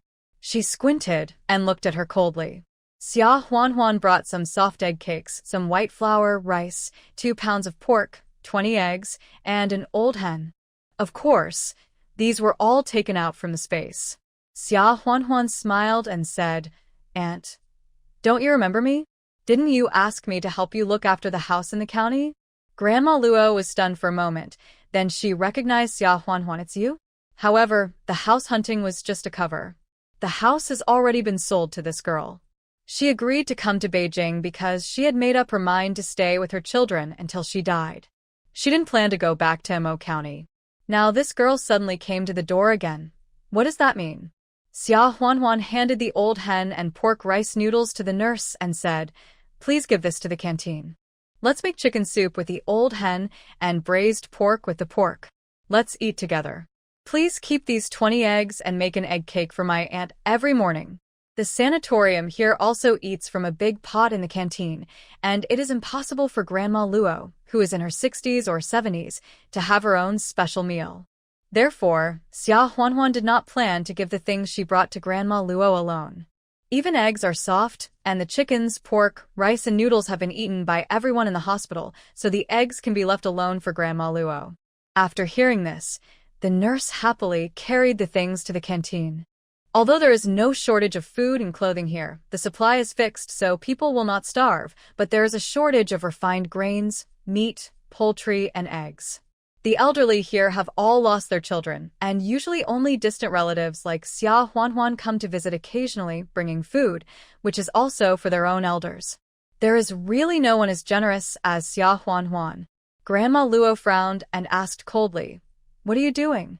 Who asked you to come?" Xia Huanhuan didn't care about Grandma Luo's coldness and smiled. "Aunt, didn't I say at that time that if there was a chance, I would come to see you? Isn't this an opportunity? Grandma Luo was speechless for a moment. She had sold the house to her at a low price at that time, so it was normal for her to say a few polite words. Who would really take it seriously? Seeing her holding a small broom, Xia Huanhuan asked, "Aunt, are you going to the cemetery? I'll go with you." As she said that, she stepped forward to support Grandma Luo and go out. Grandma Luo frowned and shook off her hand, saying, "My legs and feet are very convenient. I don't need your support. If you don't need help, then don't help." Xia Huanhuan smiled and followed her. When they arrived at the cemetery, the old lady hunched over and swept the tomb with a broom. She didn't know which one of her child's was, so she swept both. Xia Huanhuan asked the manager of the cemetery for a broom and helped to sweep. After sweeping it once, Xia Huanhuan saw that there was no one, so she lowered her voice and said to Grandma Luo, "Aunt, I have something else to tell you. I have bought back the 2 front and back courtyards of the Luo family's house that were donated from the residents." Grandma Luo's face was touched. She looked at Xia Huanhuan in disbelief and confirmed in a trembling voice, "All bought back?" Xia Huanhuan nodded and smiled. "Those residents have moved to the new staff building. No one lives in the house. It would be a waste to leave it to be eaten by insects, so they agreed to sell it. Now I have the title deed and the keys. And if you get bored of staying in Beijing and want to go back to live for a few days, please send a telegram to this address, and I will send the key to the county. However, I have to state in advance that I spent a lot of money to buy this house. If you go back to live here, I will only let you stay there temporarily, but I will not return the house to you, and you are not allowed to go to the county to make a fuss to ask for the house back." Grandma Luo stared at Xia Huanhuan in a daze. After a while, tears suddenly welled up in her dim and dry eyes. When people get old, it's a lie to say they are not lonely. Grandma Luo looked like she didn't want anyone to come in, but she was just trying to be strong. Grandma Luo has been alone all these years. In the past few years, she was supported by the hope that her children could come back alive, but later this hope was extinguished. When she came to Beijing, she said she was with her children, but she only had a piece of yellow earth to accompany her. She always talked to herself, and no one came to visit her. She was just relying on her stubborn nature to hold on. She wanted to live a few more years, so that her children would not feel guilty in heaven. She originally thought that Xia Huanhuan came here for some purpose, but now it seems that she has no such intention. Besides, she is an old widow. What can she deceive? Grandma Luo quickly raised her hand to wipe her tears and still said in a cold tone, "Why call me aunt? How old are you? You are a generation apart." Xia Huanhuan smiled when she heard it. "That's right. Then I will call you aunt from now on." Grandma Luo sighed and said, "I said I sold the house to you. How can I regret it? And you are making a fuss about coming back? Who do you think I am? I am already satisfied that you can come to see me specially and bring me the news. In the future, you just need to take care of the house and don't let it decay. Going back, she will be alone. It's better to stay in Beijing, with the children's tombs to accompany her, right?" Seeing her say this, Xia Huanhuan did not force her and smiled. "That's fine. What I said is always valid. And if you change your mind, just tell me at any time. The house is fine. I'm waiting for the birth of my child here this year. The peach tree in the yard has produced many fruits, which are big and sweet." Grandma Luo was obviously very happy to hear this, and said with some pride, "The peach tree has been there for many years. Doesn't it produce peaches every year?" Oh, "You're also lucky." She couldn't help asking, "Did you give birth? A son or a daughter?" Xia Huanhuan smiled and said, "Yes, sons, 3 big fat boys." Grandma Luo was stunned when she heard this, and a look of surprise appeared on her face. "Triplets?" Xia Huanhuan nodded. Grandma Luo couldn't help but smile, and said, "This is a rare blessing. My son is good, but he is tough. He becomes naughty when he grows up. I'm afraid 3 of them will be very annoying." As she spoke, her old eyes looked into the distance, as if she had traveled through time and saw her own children when they were young. After a few more words, Xia Huanhuan said that she had something to do and had to leave. Grandma Luo couldn't help feeling a little lonely, but she still looked calm and didn't say much. Xia Huanhuan left the sanatorium and went to Lilikang Street. Panjiayuan is a famous antique market in Beijing, but it was not until the 1990s that it became popular. In the 1970s, that area was just an ordinary residential area. On the contrary, Lilikang Street has been used to make glazed tiles for the Forbidden City or dignitaries since the Ming Dynasty. Later, many officials gathered and lived there. It is a veritable cultural street. There are many alleys and courtyards nearby, as well as calligraphy and painting shops, mounting shops, bookstores, and study supplies. It is a relatively prosperous place. However, at this time, except for the bookstore, all other stores changed their business, either closed or sold cigarettes, alcohol, snacks, etc., but it did not prevent people from still liking to wander around this area, which was still a prosperous scene. Xia Huanhuan certainly did not go there to look for antiques and jade, or to buy a courtyard house on a whim. She wanted to rent a house. After all, the time was too tight, and it was not convenient for her to come this time. The most important thing was to find a safe place to stay. After having a safe place to stay, she could come and go freely through space. At that time, she could look around slowly, and it would be convenient to look for antiques or buy a courtyard house. There was no need to rush for a while. She did not go to the lively places, but took out a piece of paper and followed the road marked on it, turning into the depths of the alley. Lilikang was lively and crowded, so the black market was opened up by taking advantage of this popularity. It can be said that it was one of the largest black markets in Beijing. Xia Huanhuan naturally could not find out this information herself, but she asked Luo Cheng for help. Although Luo Cheng is from Shanghai, he has been active in this area for many years and is naturally familiar with the situation in Beijing. If she wants to rent a house, if she goes through the proper channels, it is not impossible to get letters of introduction, guarantors, and other miscellaneous things, but it is troublesome and not private enough. It is better to go directly to the black market. The black market in Beijing covers a wider range than other places, and renting a house is one of them. Of course, it was called borrowing at that time. As long as you have the money in place, if someone's relatives from other places come to stay for a while, even letters of introduction to deal with floating population inspections will be prepared for you. In addition, I promise that no matter what you use the house for, it will be fine. To be on the safe side, Xia Huanhuan disguised herself as a middle-aged woman in her 30s and found a man named Dahe. After giving Luo Cheng's name, Dahe immediately stopped looking at him and worked hard to help Xia Huanhuan find a house. Xia Huanhuan was also generous, so she rented a small courtyard at a price of 15 yuan a month.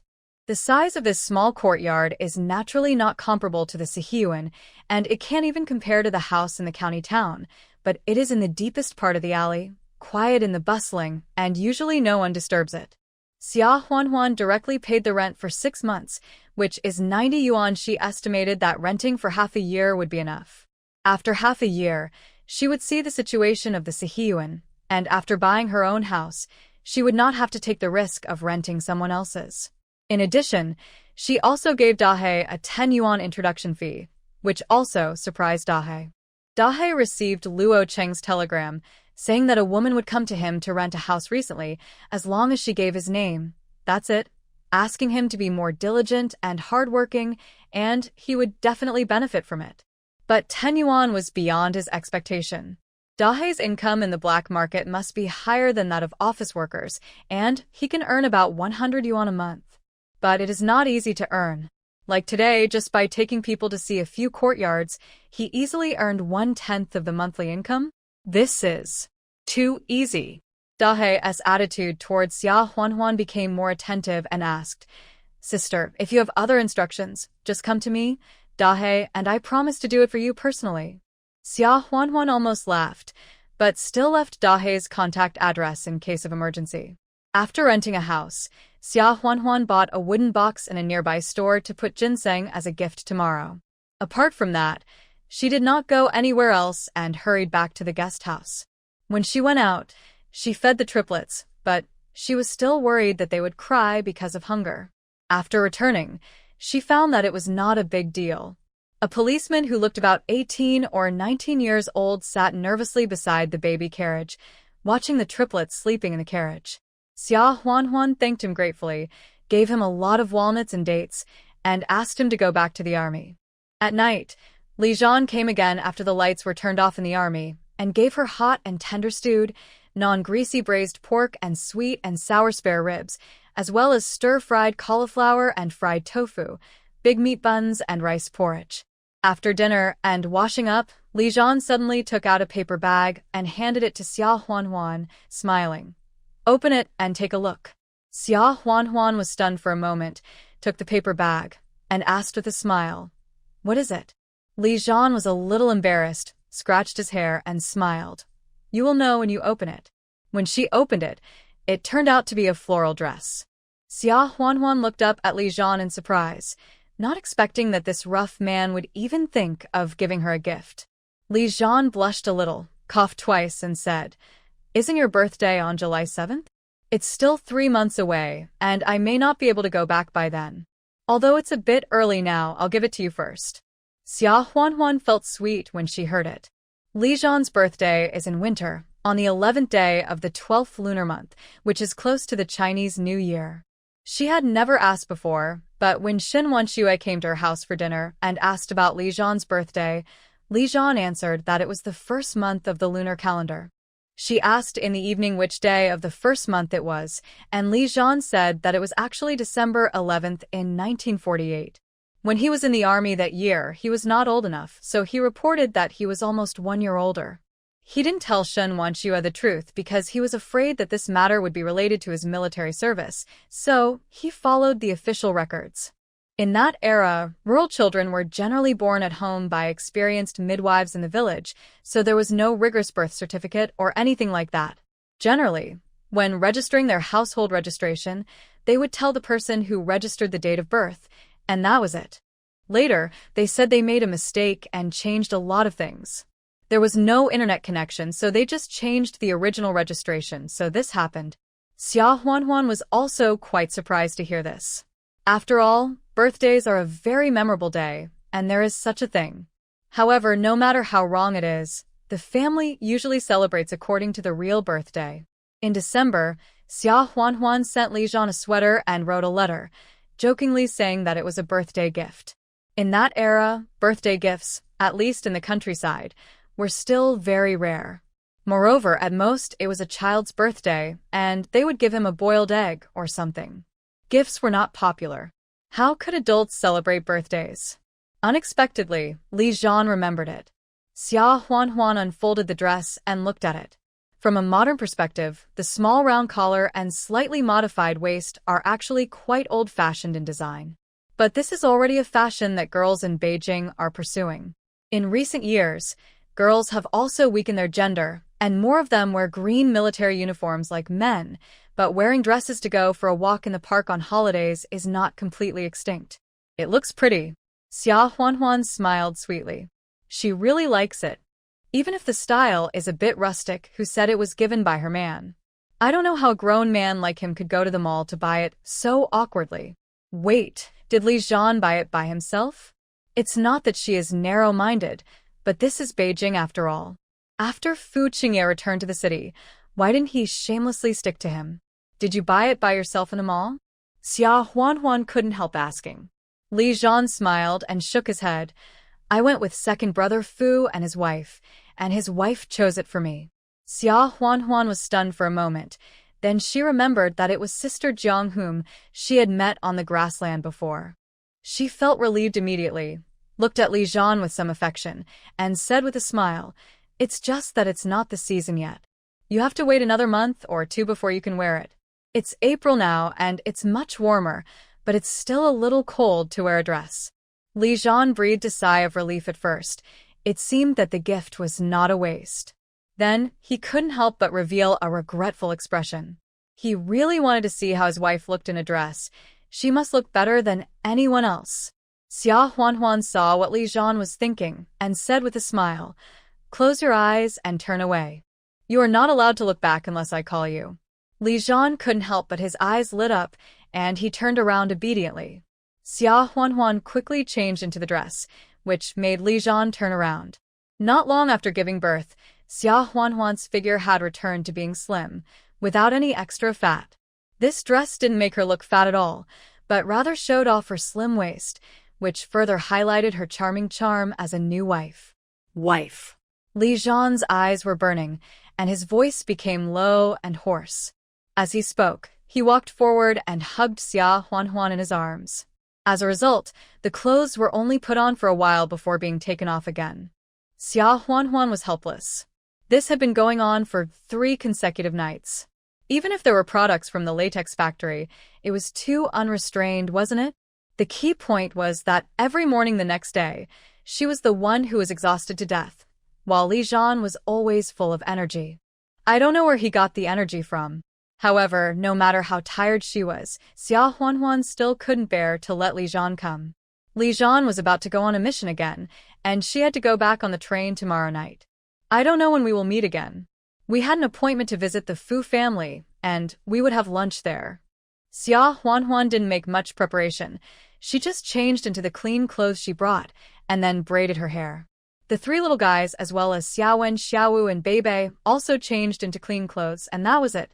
The Fu family lived in a large courtyard, with a separate 2-story building, but now, the eldest and second brothers of the Fu family were both out of town, and there were only Grandpa Fu, Fu Weixin, and Fu Nanjing and Fu Qingye who stayed in Beijing.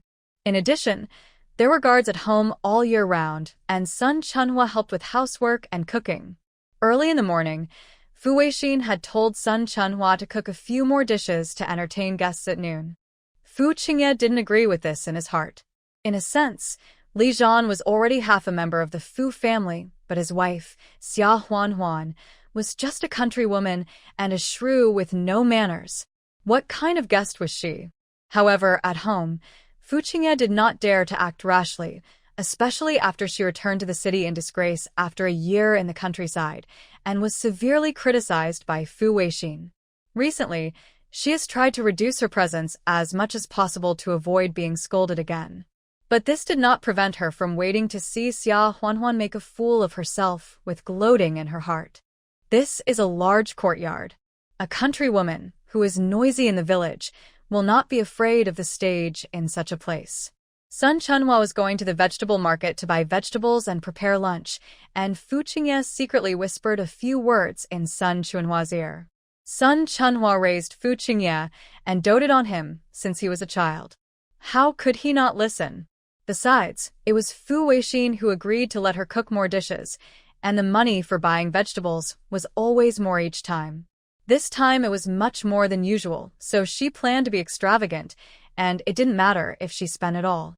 Soon it was almost noon, and Mr. Fu went downstairs with the help of the guards. He had been injured in the battlefield before, and his legs were a little lame. When it rained, he would be in great pain. However, he would only sit in a wheelchair when it hurt a lot. He usually moved around with crutches. He had already retired from his position, so he didn't have to report to the office every time. If there was something important, his subordinates would come to his house to ask for instructions.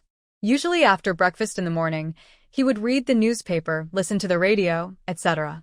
However, today, I don't know if it was because I was old, I looked through a lot of old photos. Although Xiao Wenhui was his daughter-in-law, she was also the orphan of his comrade in arms. She was adopted by the Fu family when she was young, and she and Fu Weixin grew up together. In the heart of Mr. Fu, she was treated like a daughter. Therefore, he was always very sad when Xiao Wenhui passed away. Looking through the photos of Fu Weixin and Xiao Wenhui, Mr. Fu felt a little impatient. The girl he met in Beijing last time was almost a replica of Xiao Wenhui when she was young. Although the results of the investigation were disappointing, he still refused to give up the idea. What if it was really the child that Wenhui lost his granddaughter? Even if her adoptive parents were still alive and it was difficult to recognize her now, if Wenhui knew that the child was still alive, maybe she would not blame herself anymore? At this time, there was a knock on the door, and the guard went to open it. Li Zhan brought Xia Huanhuan, Xiaowen, Xiaowu, Beibei, and the triplets in. Li Zhan saluted Mr. Fu and greeted him, Grandpa. Mr. Fu first glanced at Xia Huanhuan, then nodded faintly. Are you here? Li Zhan smiled and said yes. He then pulled Xia Huanhuan to his side and introduced them. Grandpa, this is Huanhuan, the one you met in the hospital last time, my wife, and our kids. Xia Huanhuan still remembered that last time. Before she returned to the village, the old man inexplicably called her over to ask about her life. She smiled and greeted him, hello Grandpa Fu. Li Zhan could call him Grandpa, but it would not be appropriate for her to follow suit. After thinking about it, she decided that calling him Grandpa was more respectful. Grandpa Fu was dazed for a moment, then he responded, yeah. Come here this time to get acquainted. Next time you come to Beijing, you don't have to stay in a guest house. It's the same if you stay at home. Xia Huanhuan was a little flattered when she heard this. Although she was Li Zhan's wife, it would be too inappropriate to stay in someone else's house when they didn't agree. However, since the elders said so, she just agreed and said with a smile, oh, thank you, Grandpa Fu. Xiaowen, Xiaowu, and Beibei also greeted him politely, and when they called people, they didn't add the surname, but just called, hello, great-grandpa. Grandpa Fu liked the children very much. He didn't let the guards support him. He walked to the kids with a cane, touched their heads, and said with a smile, okay, come here often with your mother in the future. Then, he went to see the triplets in the stroller. Yan Yan, Ye, and Yao Yao were sleeping, 3 little heads gathered together. One of them had his hands on another, and the other kicked the quilt over with his feet. They looked delicate and cute. Old Master Fu liked them even more, with a kind smile on his face. These 3 little brats are good too. You are so lucky. If he wasn't clumsy and afraid of accidentally falling if he held the children, he might have held them. Li Zhan grinned and said yes. It's all my wife's credit. As he was talking, Fu Qingye came back. Fu Qingye was a little more afraid of old Master Fu than Fu Weixin.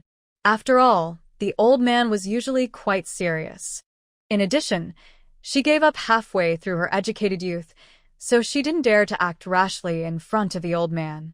When she met Li Zhan and Xia Huanhuan, she naturally didn't dare to show her love for Li Zhan and her hatred and jealousy for Xia Huanhuan too much.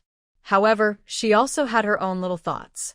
She was wearing a newly bought spring long-sleeve dress, her hair was braided into 2 braids, and she had cream on her face and raised her eyebrows. She glanced at Li Zhan and greeted him happily. Brother Li Zhan, you are here? She then reluctantly called Xia Huanhuan sister-in-law. Xia Huanhuan didn't say anything, just nodded, as if she had heard it. After all, she was a guest, and as long as Fu Qingye didn't make trouble, she didn't intend to make this occasion embarrassing for both parties. As for the report of the cowshed in Qingshui village, she still had the paper secretly placed in Shen Wanxue's house in her space. When there was a chance, she would check the handwriting. There was a long way to go. After Fu Qingye greeted her, she said obediently that she was going to the kitchen to help Aunt Sun cook, and then left. But before turning around, she still secretly looked at Xia Huanhuan with coldness and contempt. Humph! A country woman is a country woman. Look at the old-fashioned clothes on her body. How can she be worthy of Li Zhan, even if she gave birth to triplets? So what? That's because Li Zhan is so awesome. If she married Li Zhan, she might be the one to give birth to triplets. However, she is wearing such old-fashioned clothes. Why is she so beautiful? Ordinary people would think it's tacky if they dress like this, but Xia Huanhuan looks so beautiful if she dresses like this. Fu Qingye felt that she looked the best when she dressed up carefully and looked at herself in the mirror. But when she stood next to Xia Huanhuan, although she was extremely unwilling, she had to admit that she had become that mediocre girl. I really want to scratch her face and see if Brother Li Zhan still likes her in the future. Fu Qingye had just entered the kitchen when Fu Nanjing came in with Fu Beifa and Jiang Wan's 2 children. The Fu family has never been prosperous. Grandpa Fu gave birth to only 1 child, Fu Weixin and Xiao Wenhui, who was adopted at the time. Fu Weixin was better, having 3 sons, as well as the lost daughter and the adopted daughter Fu Qingye, who was adopted by Xiao Wenhui. Among the sons of the Fu family, the eldest brother Fu Dongjin and his wife also had only 1 son, who is 13 years old this year, and is living with the eldest brother and his wife in another place. The second brother Fu Beifa and Jiangwen had a son and a daughter. The older boy is called Fu Yuanchao, who is 8 years old this year, and the younger is a daughter, named Fu Heping, who is 6 years old this year. Because Fu Beifa and Jiangwen have never had a fixed place to stay for work, they've been taken care of by Grandpa Fu since they were young, that is, the 2 children in front of him. As for Fu Nanjing and Fu Qingye, they are not married yet. Now, Fu Yuanchao and Fu Heping are both in elementary school, and they just came back from school at noon. Fu Nanjing said with a smile, "Are you here already?" Yuanchao, Heping, Uncle Li Zhan, you know her. This is Uncle Li Zhan's wife, Xia Huanhuan. You should call her Aunt Huanhuan from now on. Li Zhan was stunned for a moment and said with a smile, "Third brother, your theory of addressing generations is wrong, right? Shouldn't my wife be called Aunt?"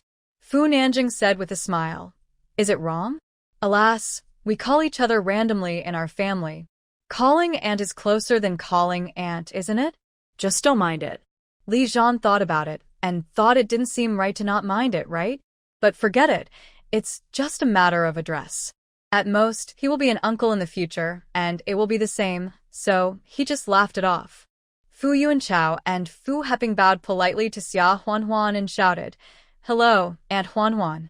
Xia Huanhuan didn't hesitate to hear that and said with a smile, "Hello to you too. Here, I'll give you some candy."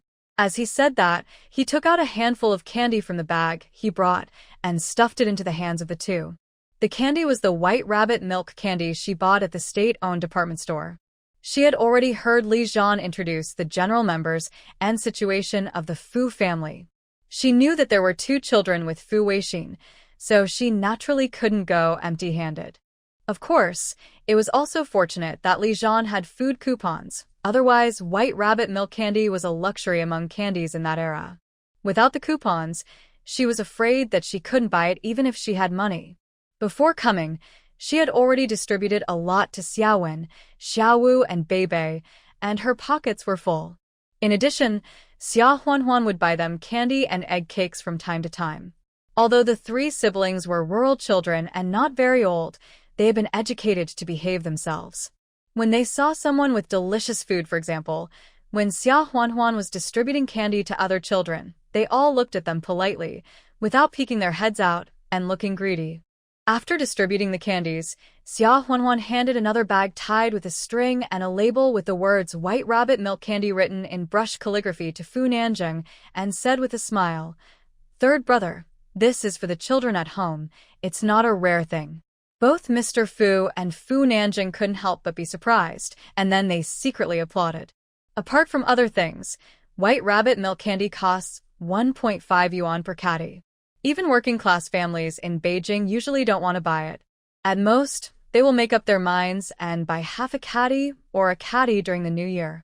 But seeing that Xia Huanhuan just stuffed so much into Yuanchao and Heping's pockets, plus the paper bag alone weighed a caddy, I'm afraid she bought at least 2 caddies. Although the war allowance is already 60 or 70, life in the countryside is much harder than in the city. After paying the public grain, there is not enough food to eat. The situation is more serious and silent than the distribution of food in the city. But Xia Huanhuan was still willing to spend money and bought 3 yuan worth of candy, which showed that she attached great importance to this visit. Moreover, Xiaowen, Xiaowu, and Beibei were all well educated. Even if they were children in the city, who would be so arrogant and not cry and ask for candy. Grandpa Fu and Fu Nanjing admired in their hearts, but at the same time, they felt sorry for Xia Huanhuan. Spending so much money on candy, her life would be even more tight. He's not an outsider, why buy candy? However, these words naturally couldn't be said. Most of the people in the Fu family are men, and they are not good at the kind of courtesy that women use to give way to each other. Fu Qingye deliberately hid in the kitchen and didn't come out, so Fu Nanjing gave way dryly. He couldn't let the old man start to be polite, right? They're not strangers. Why spend this money? Give the candies to Xiaowen and the others. Xia Huanhuan said with a smile, I bought some for them. After all, they're not strangers. This is my first visit. How can I come with a gift without any gifts? Fu Nanjing scratched his head, and he could not be polite anymore, so he simply accepted it and said with a smile, "Okay. Then I'll accept it." Although Fu Qingye was in the kitchen, he was always paying attention to the situation in the living room. Seeing that Xia Huanhuan actually spent so much money to buy a pound of milk candy, he felt very uncomfortable. When the peasants from the countryside come to the city to visit relatives, don't they usually bring some local specialties such as sweet potatoes, corn, and cabbage? They are all grown in the fields and don't cost money. How come Xia Huanhuan actually knows about the white rabbit milk candy, a specialty of Shanghai? And she bought a full pound of it? However, she soon figured it out. Humph! Isn't it just a pretense? Afraid of losing face in front of the city people? Let her show off for a while. She will be embarrassed soon. After a while, Fu Weixin also came back, and they introduced each other again. The guard went to the kitchen to take a look. The food was almost ready, so everyone sat down. The guard, Fu Qingye, and Fu Nanjing all helped to go to the kitchen to bring out the dishes and bowls and chopsticks. The rule of the Fu family is that as long as they are family members, including the guards and Sun Chunhua, they all eat at the table. The big men are not very good at cooking, so Sun Chunhua is mainly responsible for it, but other chores and housework, everyone will share if they can. The dishes include a plate of hand-pulled lamb with dipping sauce, a plate of braised pork, a plate of stir-fried pork with beans, and a mushroom-stewed chicken soup. There are only 4 meat dishes on the table. There are also semi-meat dishes of scrambled eggs with tomatoes and scrambled eggs with green onions. The other vegetarian dishes include pickled cabbage, pan-fried tofu, stir-fried cauliflower, cold mixed black fungus, and a plate of refreshing pickled sauerkraut. There were many dishes, but for 7 or 8 adults and a few children, more dishes were needed. The staple food was big white steamed buns. After all, Mr. Fu and Fu Weixin were both veteran cadres, so they usually had sufficient supply of refined grains. They often gave their own portions to others, and usually ate more whole grains. But today there were guests, so they used all white flour. In addition, there was a pot of rice porridge. Sun Chunhua came out of the kitchen last, holding the last cold dish, a smacked cucumber. When she walked to the table, Xia Huanhuan looked up at her, and Sun Chunhua turned her head to look at her, and their eyes met. Sun Chunhua's eyes suddenly flashed with horror, and then with a snap, the smacked cucumber fell to the ground along with the plate, breaking into pieces. Everyone was startled. Fu Nanjing, who was sitting next to them, quickly got up and asked, "Auntie Sun, are you okay? Did you hurt your hand?" Xia Huanhuan looked at Sun Chunhua strangely. "She didn't do anything. How could you scare people so much that they dropped the plates?" Sun Chunhua's face turned pale. She forced a smile and quickly squatted down to pick up the broken plates, shaking her head and saying, "It's okay. I just slipped. I'll go and slap another cucumber." Fu Weixin said, "These dishes are enough, don't bother." Sun Chunhua had to laugh and said, "Well, that's fine." Fu Nanjing had already taken a broom to clean up the broken plates and cucumbers. Everyone started eating. In theory, this table of dishes is really good, especially the hand-pulled mutton, which is a big plate. I'm afraid it must have been 4 or 5 pounds of raw mutton to make such a big plate. The hand-pulled mutton is eaten in its original flavor. The mutton is directly boiled in the pot until it is soft but not loose, and then it is taken out. Normally, it does not need to be sliced. Everyone takes a knife and slices it by themselves and eats it with their hands and dips it in sauce, or sprinkles salt and cumin. But today, after all, we were not eating out, so we cut it into small pieces. The other dishes were also good. At the table, everyone chatted, and Mr. Fu would ask Xia Huanhuan about family matters from time to time, such as whether her life was hard when she was a child, how her parents treated her, how old her parents were, when her birthday was, and so on. Although Xia Huanhuan was puzzled, she thought that the Fu family cared about the background of Li Zhan's wife, so she asked more carefully and answered them one by one. The Fu family were all grown men and they didn't chat much, so after a while, there was a bit of silence.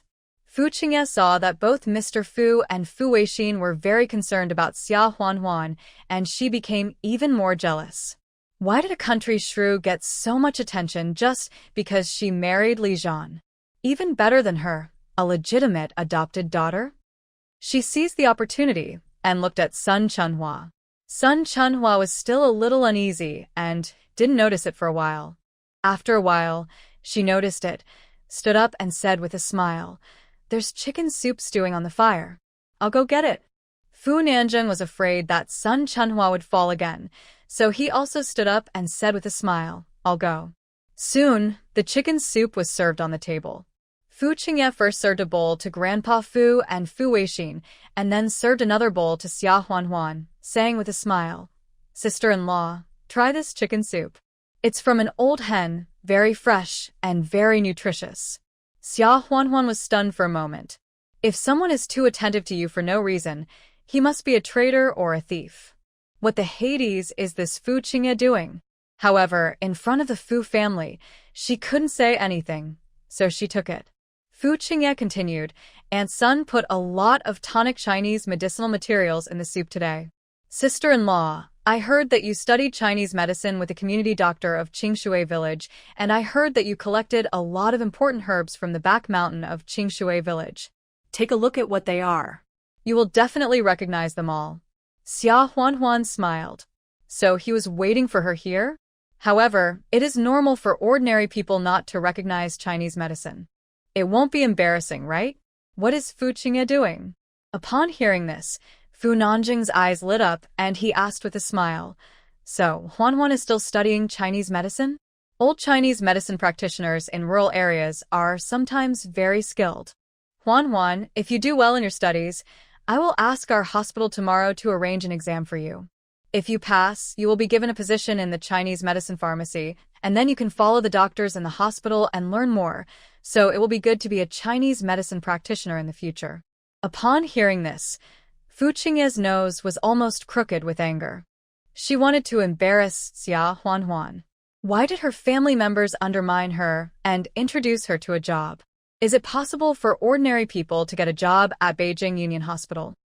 It is difficult for people with Beijing household registration. Even she who wanted to work as a nurse when she returned to the city some time ago did not succeed.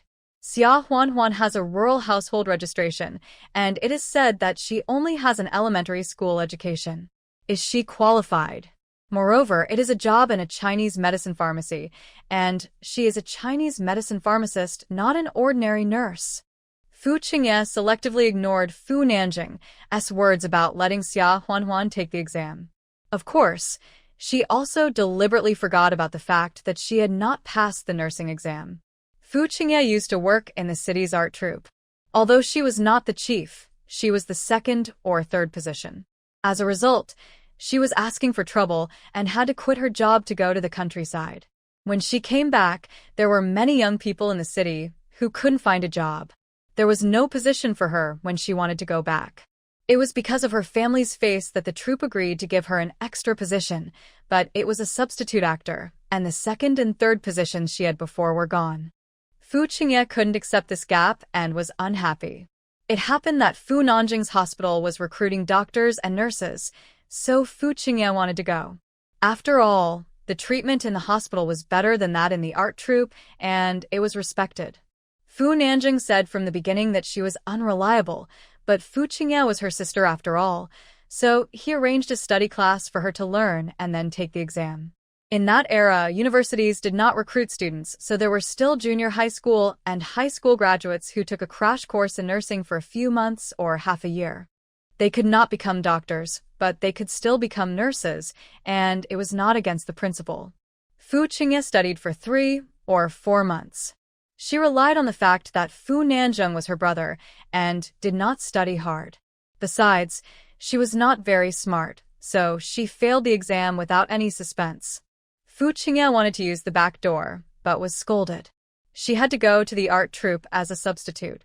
She did not reflect on her own efforts, but felt that Fu Nanjing was biased. He ignored her, a sister who grew up in the same family, and enthusiastically introduced a job to a countrywoman. "Third brother, didn't you say that we can't use the back door? My sister-in-law has a rural household registration. How can she be qualified to work in your hospital?" Fu Qingye said sourly. Fu Nanjing glanced at her and said indifferently, "Who said it was a back door? Didn't we say that Huanhuan would also take the exam? Besides, given Li Zhan's rank and level, What's wrong with his rural household registration? It is also the national policy to arrange jobs for family members. This sentence made Fu Qingye speechless. She could only look at Xia Huanhuan with a fake smile and said, "Sister-in-law, then you should recognize it quickly. If you can't recognize the Chinese medicine in the soup, you won't dare to go out and say that you learned Chinese medicine from a Chinese medicine master." You will be laughed at. Xia Huanhuan glanced at Fu Qingye indifferently and smiled softly and beautifully. "I don't think I said that, didn't you say it?" Fu Qingye. She was so angry that she forgot. Xia Huanhuan took a spoonful of chicken soup and took a sip, then looked at what was in it. Wolfberry, red dates and were the most common, and the others were astragalus, angelica, and licorice slices that looked like ginseng slices. Licorice originally has a dark red outer skin. If you know Chinese medicine, it is easy to distinguish it from ginseng. However, the outer skin of licorice in the soup today is lighter, so it is indeed easy to confuse it with ginseng. Xia Huanhuan had lied to Lin Yuru that ginseng slices were licorice slices before, so she could naturally identify them. Xia Huanhuan told her about the few Chinese medicines she had identified. When Fu Qingye heard this, he immediately became complacent and said with some arrogance, "Licorice? Are you sure? Grandpa and Dad said that since it was your first visit, they would cook a few more dishes to entertain you. So Aunt Sun went to the pharmacy and spent a lot of money to buy ginseng to make chicken soup. If you don't know it, don't talk nonsense. Really, you thought the Fu family was just like your poor and remote rural area and could only afford licorice slices." Li Zhan frowned almost inaudibly when he heard Fu Qingye's words. This was to show off his power to his wife. Fu Qingye became more and more excited, but before she finished her words, a voice of restrained anger suddenly sounded. "Enough!" Fu Qingye shuddered with fear and subconsciously looked at Fu Weixin. It was Fu Weixin who stopped her. Fu Weixin didn't think much about it at first, and thought that Fu Qingye knew that Xia Huanhuan had learned Chinese medicine from a master in the countryside, and deliberately mentioned it to help Xia Huanhuan, so that everyone would not look down on her because she was from the countryside. Who knew that as he listened, it became more and more wrong, and in the end, it was completely sarcastic and looked down on the performance of country people. In fact, Fu Weixin knew more or less that when Hui died early, and there were only men in the family and no one could take care of the child, and it was a daughter, so she was raised by Sun Chunhua. Sun Chunhua had been in the Fu family for more than 10 or 20 years, but she could not change the fact that she was an illiterate rural woman. Fu Qingye was raised and taught in a wrong way, and from time to time, she would show some arrogance and scorn for the poor and love of the rich. However, after Fu Weixin and Mr. Fu found out, they were a little strict with Fu Qingye, trying to change her temper. Fu Qingye was not good at anything else, but she was very good at pretending to be a good girl. Fu Weixin thought that she had been corrected, so he didn't care too much about it. Moreover, when Fu Qingye took the initiative to propose to go to the countryside to join the production team, Fu Weixin was really happy, thinking that this child had a high level of awareness. It was a pity that Fu Qingye ran back in disgrace in less than a year. Fu Weixin saw that Fu Qingye was so scared that his face turned pale, and he didn't say anything more. He said to Xia Huanhuan, "Huanhuan, don't take Qingye's words to heart. Rural people have sacrificed much more for the country and the people than us city people who don't work. You should be proud of being a rural person." Xia Huanhuan nodded and smiled. "Uncle Fu, don't worry, I won't take it to heart. Moreover, maybe I was wrong. The chicken soup is made of ginseng slices."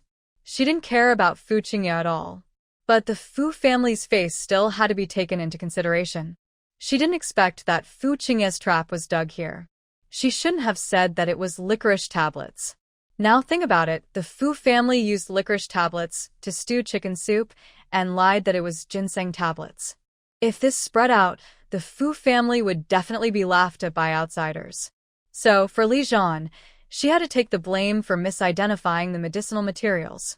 Of course, if she had just said it was ginseng, Fu Qingye would definitely laugh at her for pretending to know and not being able to tell the difference between licorice and ginseng. However, it didn't matter if she took the blame.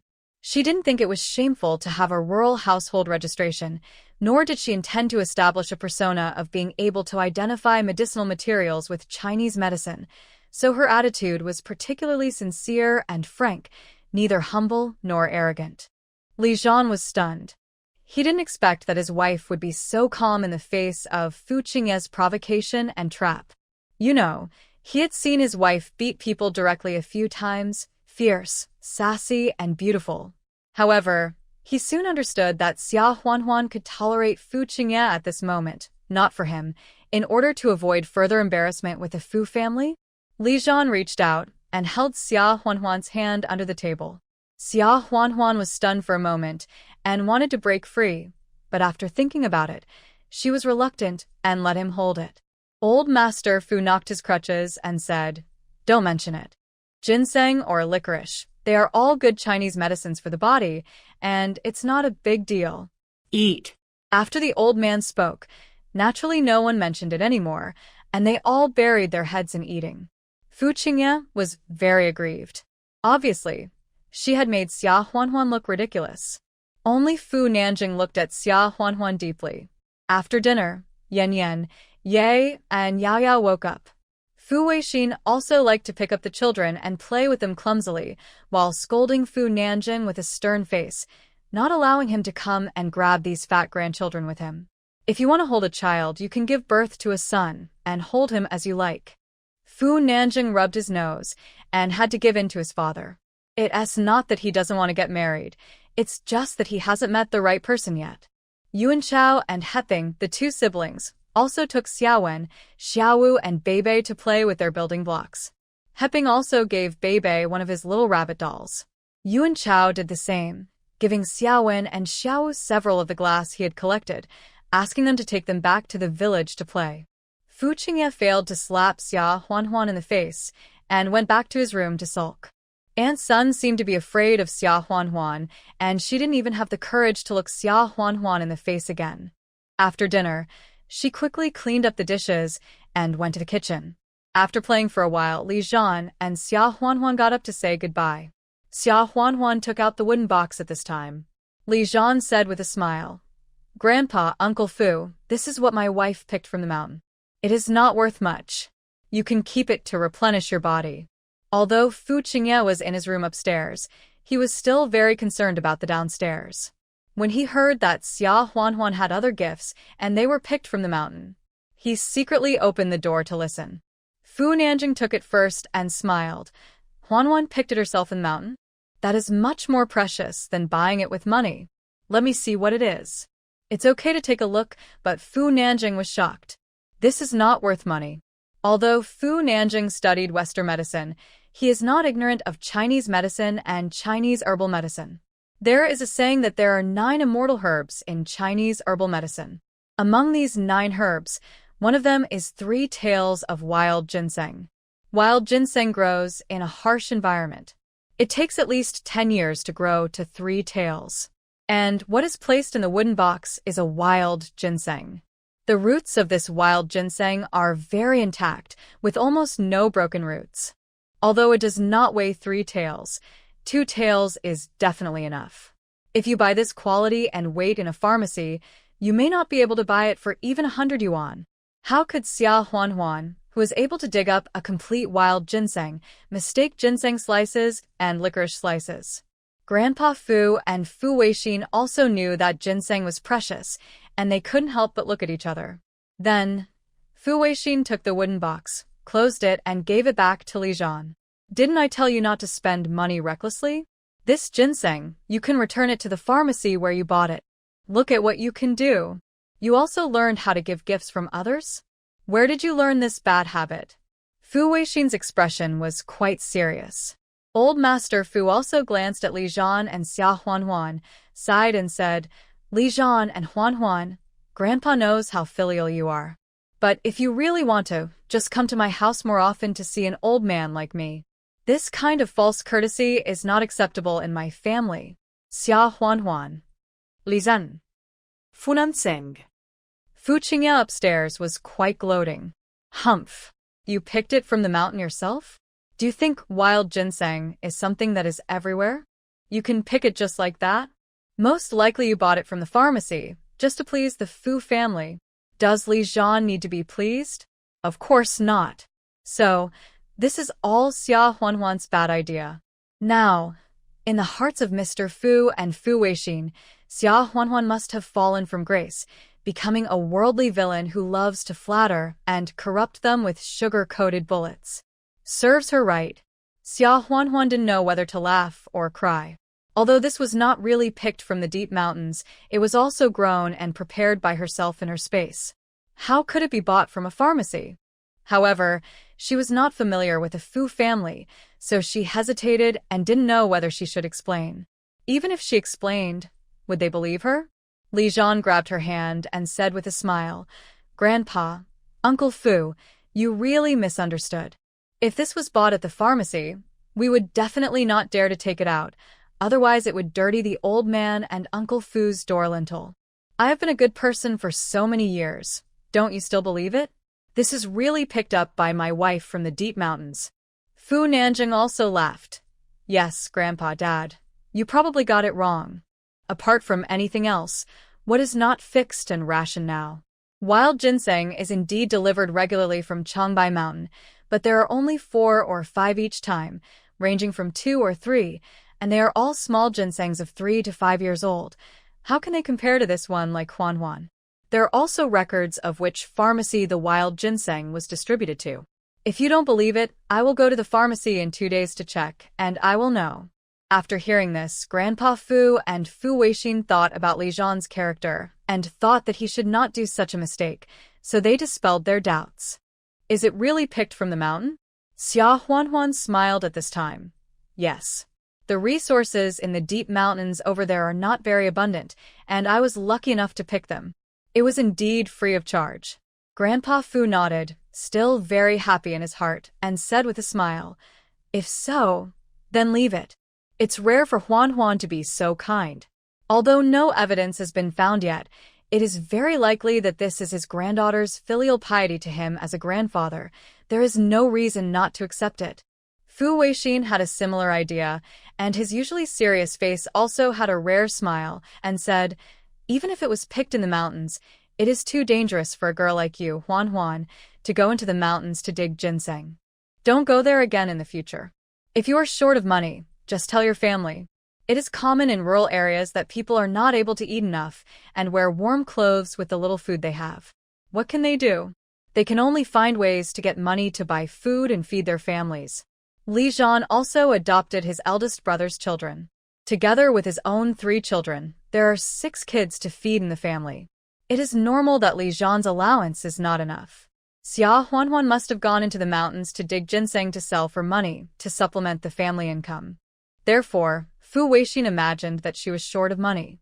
Xia Huanhuan. She really is not short of money. However, there is no need to argue about this, so he agreed vaguely and left. Fu Qingye was so angry that he saw that Mr. Fu and Fu Weixin did not dislike Xia Huanhuan in the end, but cared about her. He turned around and slammed the door and went back to his room. Fu Nanjing looked up at her door, then went to the kitchen and asked Sun Chunhua with a smile, "Aunt Sun, I have a question. Which pharmacy did you buy the ginseng and the chicken soup today? This stuff is not cheap. I'm afraid the money my dad gave you for buying groceries is not enough." Sun Chunhua's face looked a little ugly, and she stammered, It's a drugstore not far from the street of the vegetable market. I bought slices which are cheaper than the whole ginseng, and the money is enough." Fu Nanjing knew that Sun Chunhua was lying after hearing this. Even if it was ginseng slices, they were only sold in a few large drugstores designated by the city. There was definitely no such thing near the vegetable market. But he didn't ask any more questions and left. Sun Chunhua breathed a sigh of relief. She also wanted to buy real ginseng as Fu Qingye suggested, but when she went to the drugstore to ask, it was too expensive and she couldn't bear to buy it. Her good friend, who also came from the countryside and helped a family in the compound, told her that she could buy some licorice tablets to make up for the number, and she listened. Anyway, what could a country girl know? Could she tell the difference? Unexpectedly, Xia Huanhuan actually studied Chinese medicine. But She also admitted that she was wrong. Fu Nanjing didn't say anything just now, so it shouldn't be a secret. Sun Chunhua didn't dwell on this matter anymore, mainly because her mind was full of other things now. Even if the matter of using licorice slices as ginseng slices was exposed, it was just a trivial matter. How could the country daughter-in-law, who came today, look so much like Fu Wenhui? Could it be? Impossible. Didn't I hear that the child was dead? Sun Chunhua couldn't sit still anymore. She took off her apron and wanted to find Fu Weixin. She wanted to ask for a few days off to go back to her hometown in the countryside. But after thinking about it, she held back. It was too coincidental that she said she wanted to go back so suddenly. Let's talk about it in a few days. Fu Nanjing went to Fu Weixin's room, knocked on the door, and shouted, "Dad." Fu Weixin was packing to go to the army for a meeting, and when he heard it, he let him in. Fu Nanjing closed the door, then smiled. "Dad, I want to tell you something. It's about the ginseng slices in the chicken soup at noon." Li Zhan's wife was not wrong. It was indeed licorice slices. Fu Weixin was buttoning his collar, and when he heard this, he paused, turned around and looked at Fu Nanjing. Fu Nanjing guessed Fu Weixin's thoughts and said with a smile, he himself admitted that he was wrong. "Isn't it because he cares about our family's face and doesn't want to embarrass our family too much? But we can't still be confused, can we?" Fu Weixin frowned, then said in a deep voice, "Qingye has gone too far this time." Fu Nanjing understood Fu Qingye's nature more deeply than his father, so he smiled and didn't say anything more about it. "Then I'll go back to the hospital too." Fu Weixin remembered something, called Fu Nanjing and said, "By the way, I heard that there is a girl studying Chinese medicine in your hospital who likes you very much." Fu Nanjing was stunned for a moment, then smiled faintly and said, "Dad, don't always listen to these rumors, it's not true. I'm a grown man and it doesn't matter. But what about the girl's reputation?" Fu Weixin frowned and looked at him, then sighed and said, "The girl from the Yu family is good, but the current situation of her family. And she took the initiative to draw a line with you. It's not a good thing for you to keep waiting like this. It's been 7 years, and it's time to let it go. You are older than Li Zhan, and you are almost 30. It's time to get married and start a family." The smile on Fu Nanjing's lips faded again, and he said vaguely, "Dad, 28, there are still 2 years before 30. Besides, who said I didn't let it go? Isn't it that I haven't met the right one?" After saying that, he didn't give Fu Weixin a chance to speak and ran away. "Dad, I won't talk to you anymore. I have to catch the bus." After leaving Fu's house, Xia Huanhuan returned to the guest house, packed up, and was about to check out and go to the train station. The 3-day visit time was gone in a flash. Li Zhan still borrowed the army's jeep to take them and their mother. On the way, both of them were silent. Xiaowu leaned on the car window and suddenly asked, "Mom, are we going home?"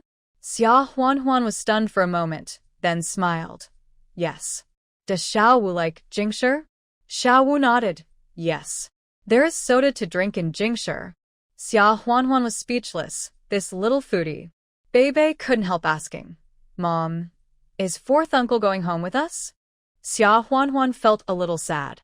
Li Zhan glanced at Xia Huanhuan and answered for her, "Fourth uncle is going on a mission and won't be back." Oh.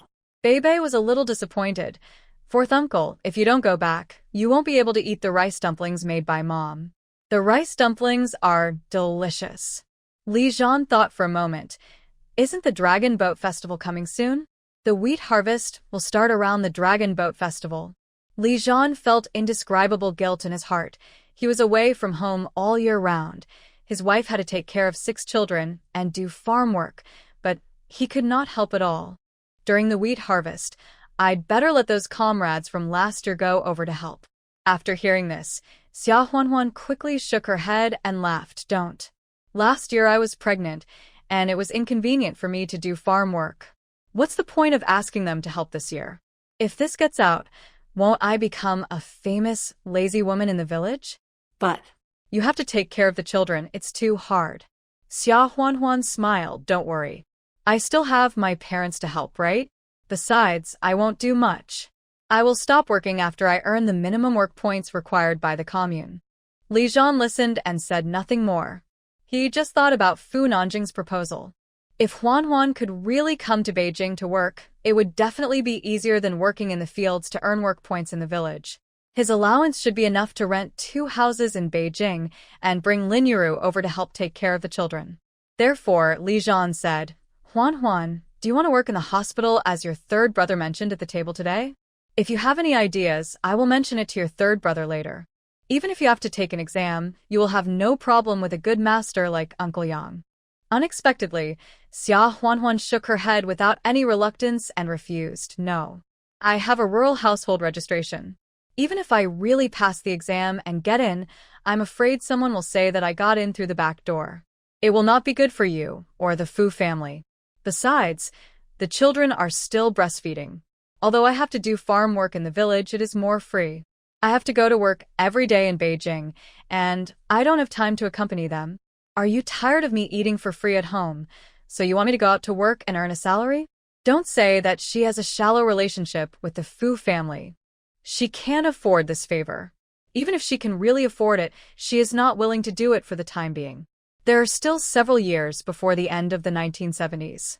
7 or 8 years later, there will be more opportunities in cities than in rural areas, and the gap will gradually become a world of difference.